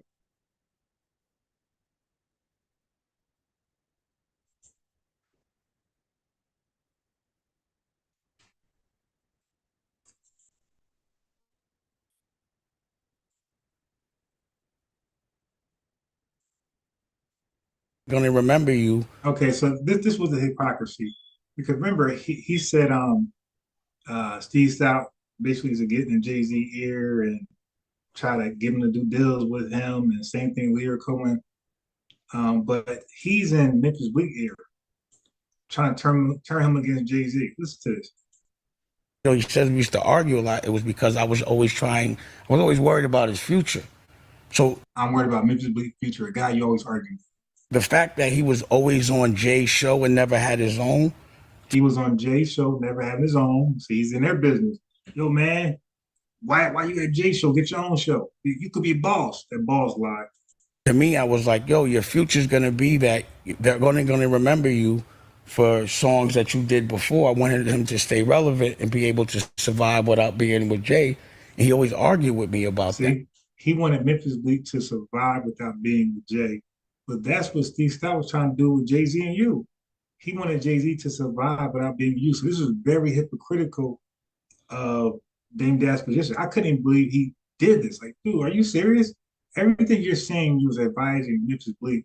You condemned Steve Stout and Leor for doing it to Jay.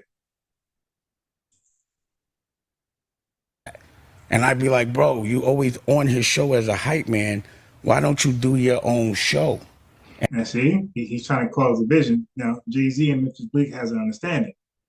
And here he comes stepping in, and he ain't really cool with Jay-Z at that time. He's a little cool with Memphis Bleek, and look what he's trying to do, spread division. It's why, so a lot of his accumulations were there, and some of the reason why Jay-Z just can't rock with this guy. And then open up for him, and then come out. Like, you got to do your own thing. Or else, 10, 20 years later, you're not going to have a record out. You're going to be, you're not going to be doing what you love to do. You're going to retire at a really young age. And I felt like that kind of happened. Yeah, why do you think those conversations became more so arguments and not? So she's saying that good advice you claim to give into Memphis Bleek, why do you believe that those good advice arguments you gave him always turn violent? So much a mentorship conversation, or he says we used to argue a lot. It was because I was always worried about. So that was a good question, sis. All right, hold on. Okay. All right. So now I'm gonna give Dame a little bit of credit on some of the coach culture, even though I don't believe Lear is, but you can have. I don't know, man, because this wasn't a good look for Lear. First of all, let me show you what record producers would have the power to do.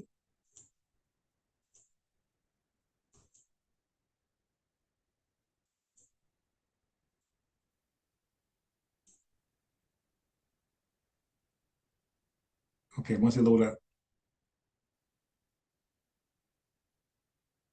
In many cases, the producer is also responsible for the budget of an album. This budget gets decided by or approved by the record label. But a producer can also be heavily involved in the creative side of things. He then looks at the songs that the band already has for the project, and he can decide if they need more music or more lyrics, and he can even have a direct influence on the song. So the producer then can have influence on the song structure, on the key, on the tempo, and sometimes even on the lyrics. That's the important part. So a producer can have influence on the rapper's lyrics. This is why Kanye West, well, he wasn't always capping when he was talking about rap and rap about this and don't rap about that.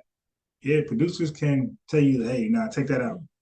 You know, remember Sheik had the bar in Benjamin's, you know what we do, we stack chips like Hebrew. The Jewish community was all in arms. They called that anti-Semitic, and he's giving them props saying he stacked chips. But when you watch the radio version, you can't even hear that part. They clipped it out. So it's like he didn't say anything bad, and he clipped it out. But these guys are allowed to just write the worst about Black people, and producers don't tell them to, hey, don't put that in there. Okay, so now here is Jimmy Iovine, or will he change up artist lyrics on his record label?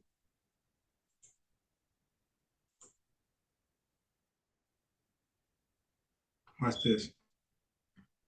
I'm almost done.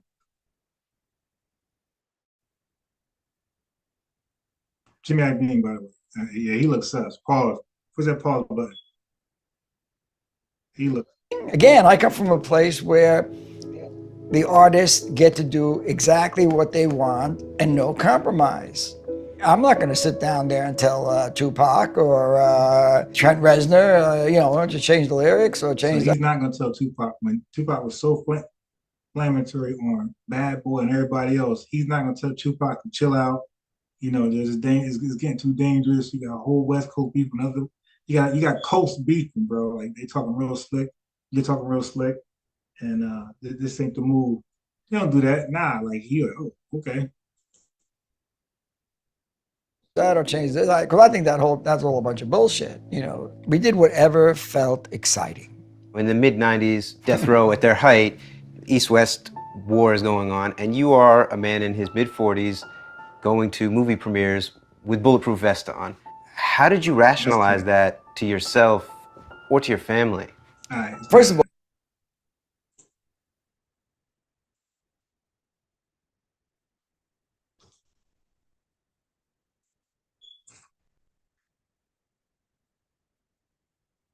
Okay, come on. I gotta hurry up. I'm getting thirsty. and I come from a place where the artists get to do exactly what they want and no compromise. I'm not going to sit down there and tell Tupac. All right, let's move on.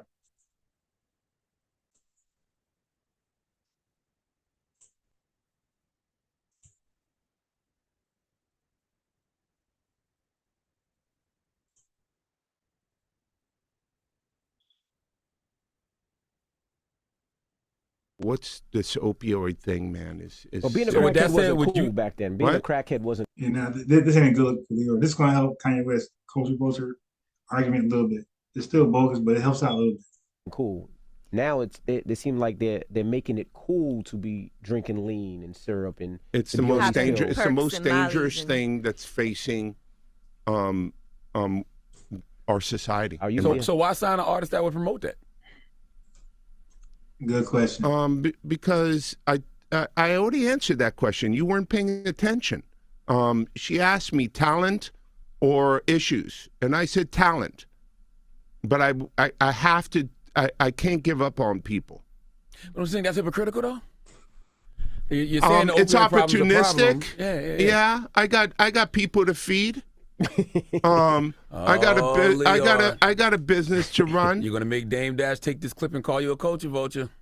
No, what's so that was some culture vulture type of BS that he pulled right there. Like he's against the opioid, epidemic, but he'll sign them to rap about opioids and make the epidemic continuous or even maybe grow larger at some point.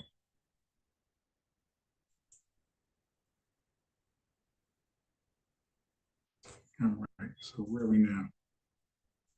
Let's see if we get out of here. Okay, so all right, so we got four videos left. Great. I get out of here. All right, so about 10 minutes, if not less. So this will always, I showed this yesterday or the day before with the locks, okay? That everybody who has a problem with their contract or blame other people, when they're in a position to sign artists themselves, why do the artists blame you for more bad business tactics than you have for your record label? Why is that always the case? Why is always a guy who complains about how the record label is so bad and so terrible? Why, when the artist finally signs under them, that they're seen as Satan himself? So this is an artist Currency that was with Dame Dash.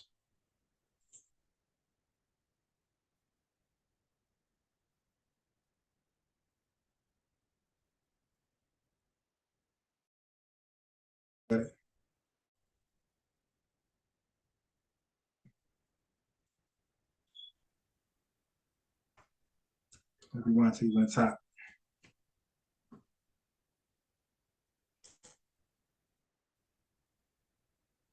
Can you give us an update on this whole Dame Dash case? I don't even. Nah, actually, it's like not. He ain't gonna say much. Not He even. sued Dame Dash for $3 million because he said 3 to 5 million, something like that. 3 million, 5 million. He sued Dame Dash because he was supposed to do an album with Dame Dash, and for whatever reason, they didn't finish it, and Dame Dash still put out the music that he did with Dame Dash. And the problem is he was not under contract with Dame Dash, and Dame Dash collected money on his behalf. So when he found out, of course, he sued Dame Dash and won $3 million.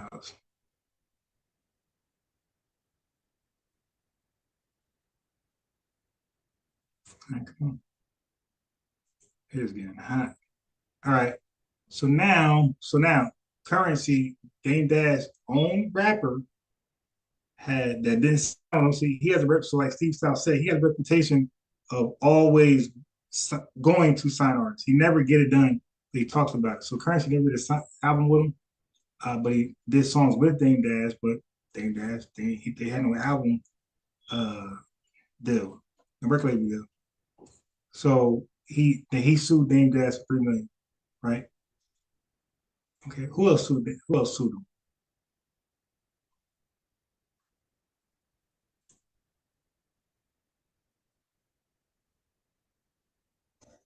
Ladies and gentlemen, if you have not heard the news, Dame Dash just lost a battle in court over a movie that he's allegedly was not alleged anymore. It's been proven in court that he stole the shit. A movie called Dear Frank, which he stole and then renamed The List. But let me give y'all the backstory. Back in 2016, Dame Dash, she hooked up with Muddy Waters Productions to make a movie. What all right. Why is he in these videos with basketball? What is this? What does this do to diction with basketball shorts, yo? Stole the shit. A movie called Dear Frank, which he stole and then renamed The List. But let me give you. Why is this guy? Yo, what kind of Diddy are you? Why you got basketball shorts and like videos where people are, look at the girl in the back, people are dressed up.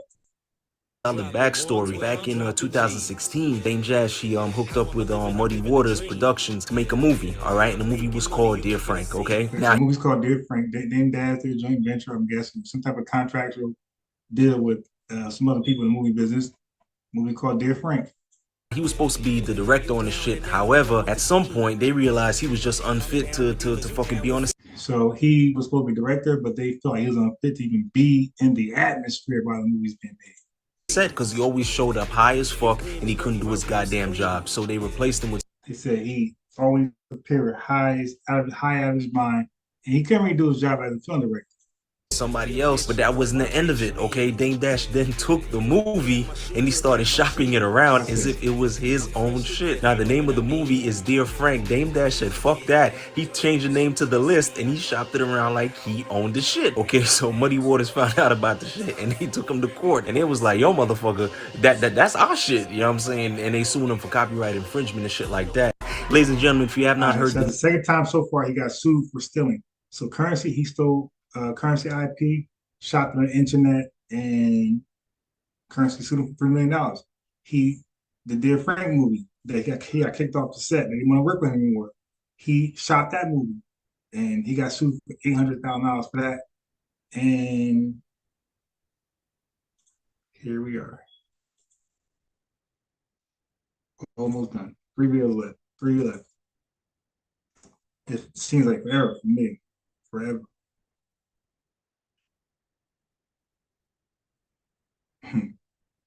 All right, let's go. 3 videos and we're out here. Jay-Z and his attorney Alex Spiro filed a lawsuit against Dame Dash in June 2021, accusing him of attempting to auction off Reasonable Doubt as an NFT without permission. The auction never took place, but they accused Dame of frantically scouting for another venue to make the sale. Jay-Z and his attorney Alex Spiro filed a lawsuit against Dame Dash. That's Spiro, like Spiro, there's Spiro attorneys.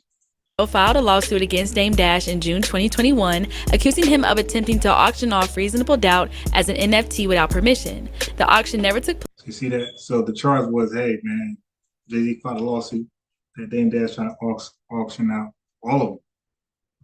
Cause he owed some money, so he slick, and Jay caught him, took him to court, and won.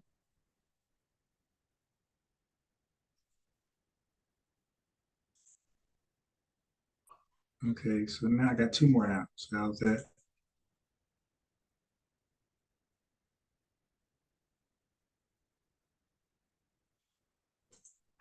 Here we go.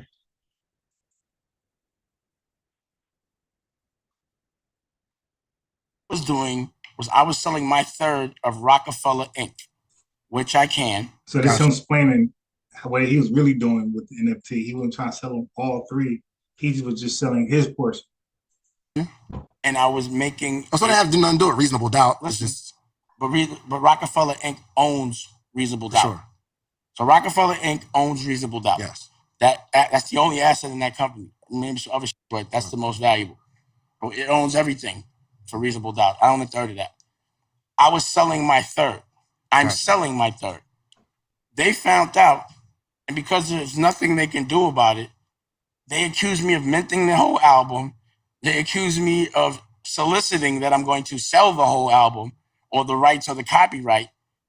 And that never was what I was doing, but solely just because so no one else would want to buy it. So it devalued it. So we go to. So that's his excuse on that, or his reasonings on that.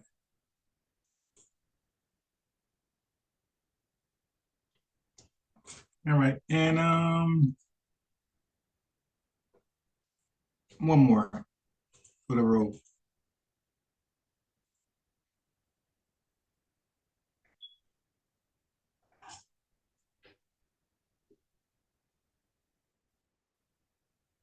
One more for the road. What I was doing was I was selling my third of Roc-A-Fella Inc., which I can. Gotcha. And I was making. So they have to do nothing to it. Reasonable Doubt. Listen, but Roc-A-Fella Inc. owns Reasonable Doubt. Sure. So Roc-A-Fella Inc. owns Reasonable Doubt. Yes. That's the only asset in that company. Maybe some other shit, but that's the most valuable. But it owns everything for Reasonable Doubt. I own a third of that. I was selling my third. I'm selling my third. They found out, and because there's nothing they can do about it, they accused me of minting the whole album. They accused me of soliciting that I'm going to sell the whole album or the rights or the copyright. And that never was what I was doing, but solely just because so no one else would want to buy it. So it devalued it. All right, so that was Dame Dash's reason. And he has a deposition. I'm gonna play another time about all that stuff, and he ain't look good. Okay, so I cover all the bases. Yeah, so we're good on this one right here. We can conclude finally on Diddy's contracts and Roc-A-Fella. I felt like Dame Dash couldn't get out of his own way. He's the reason why I fell. Another day, another time, we can have a roundtable discussion and explain why. Tonight is not the night.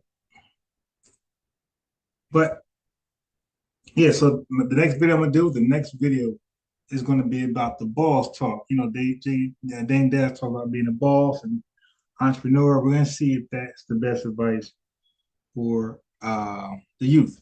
Okay, if it's not, then you're a problem. It means you're misguiding the youth. Okay, so that's it, man. I'm so tired. Better keep my eyes up. Thank you.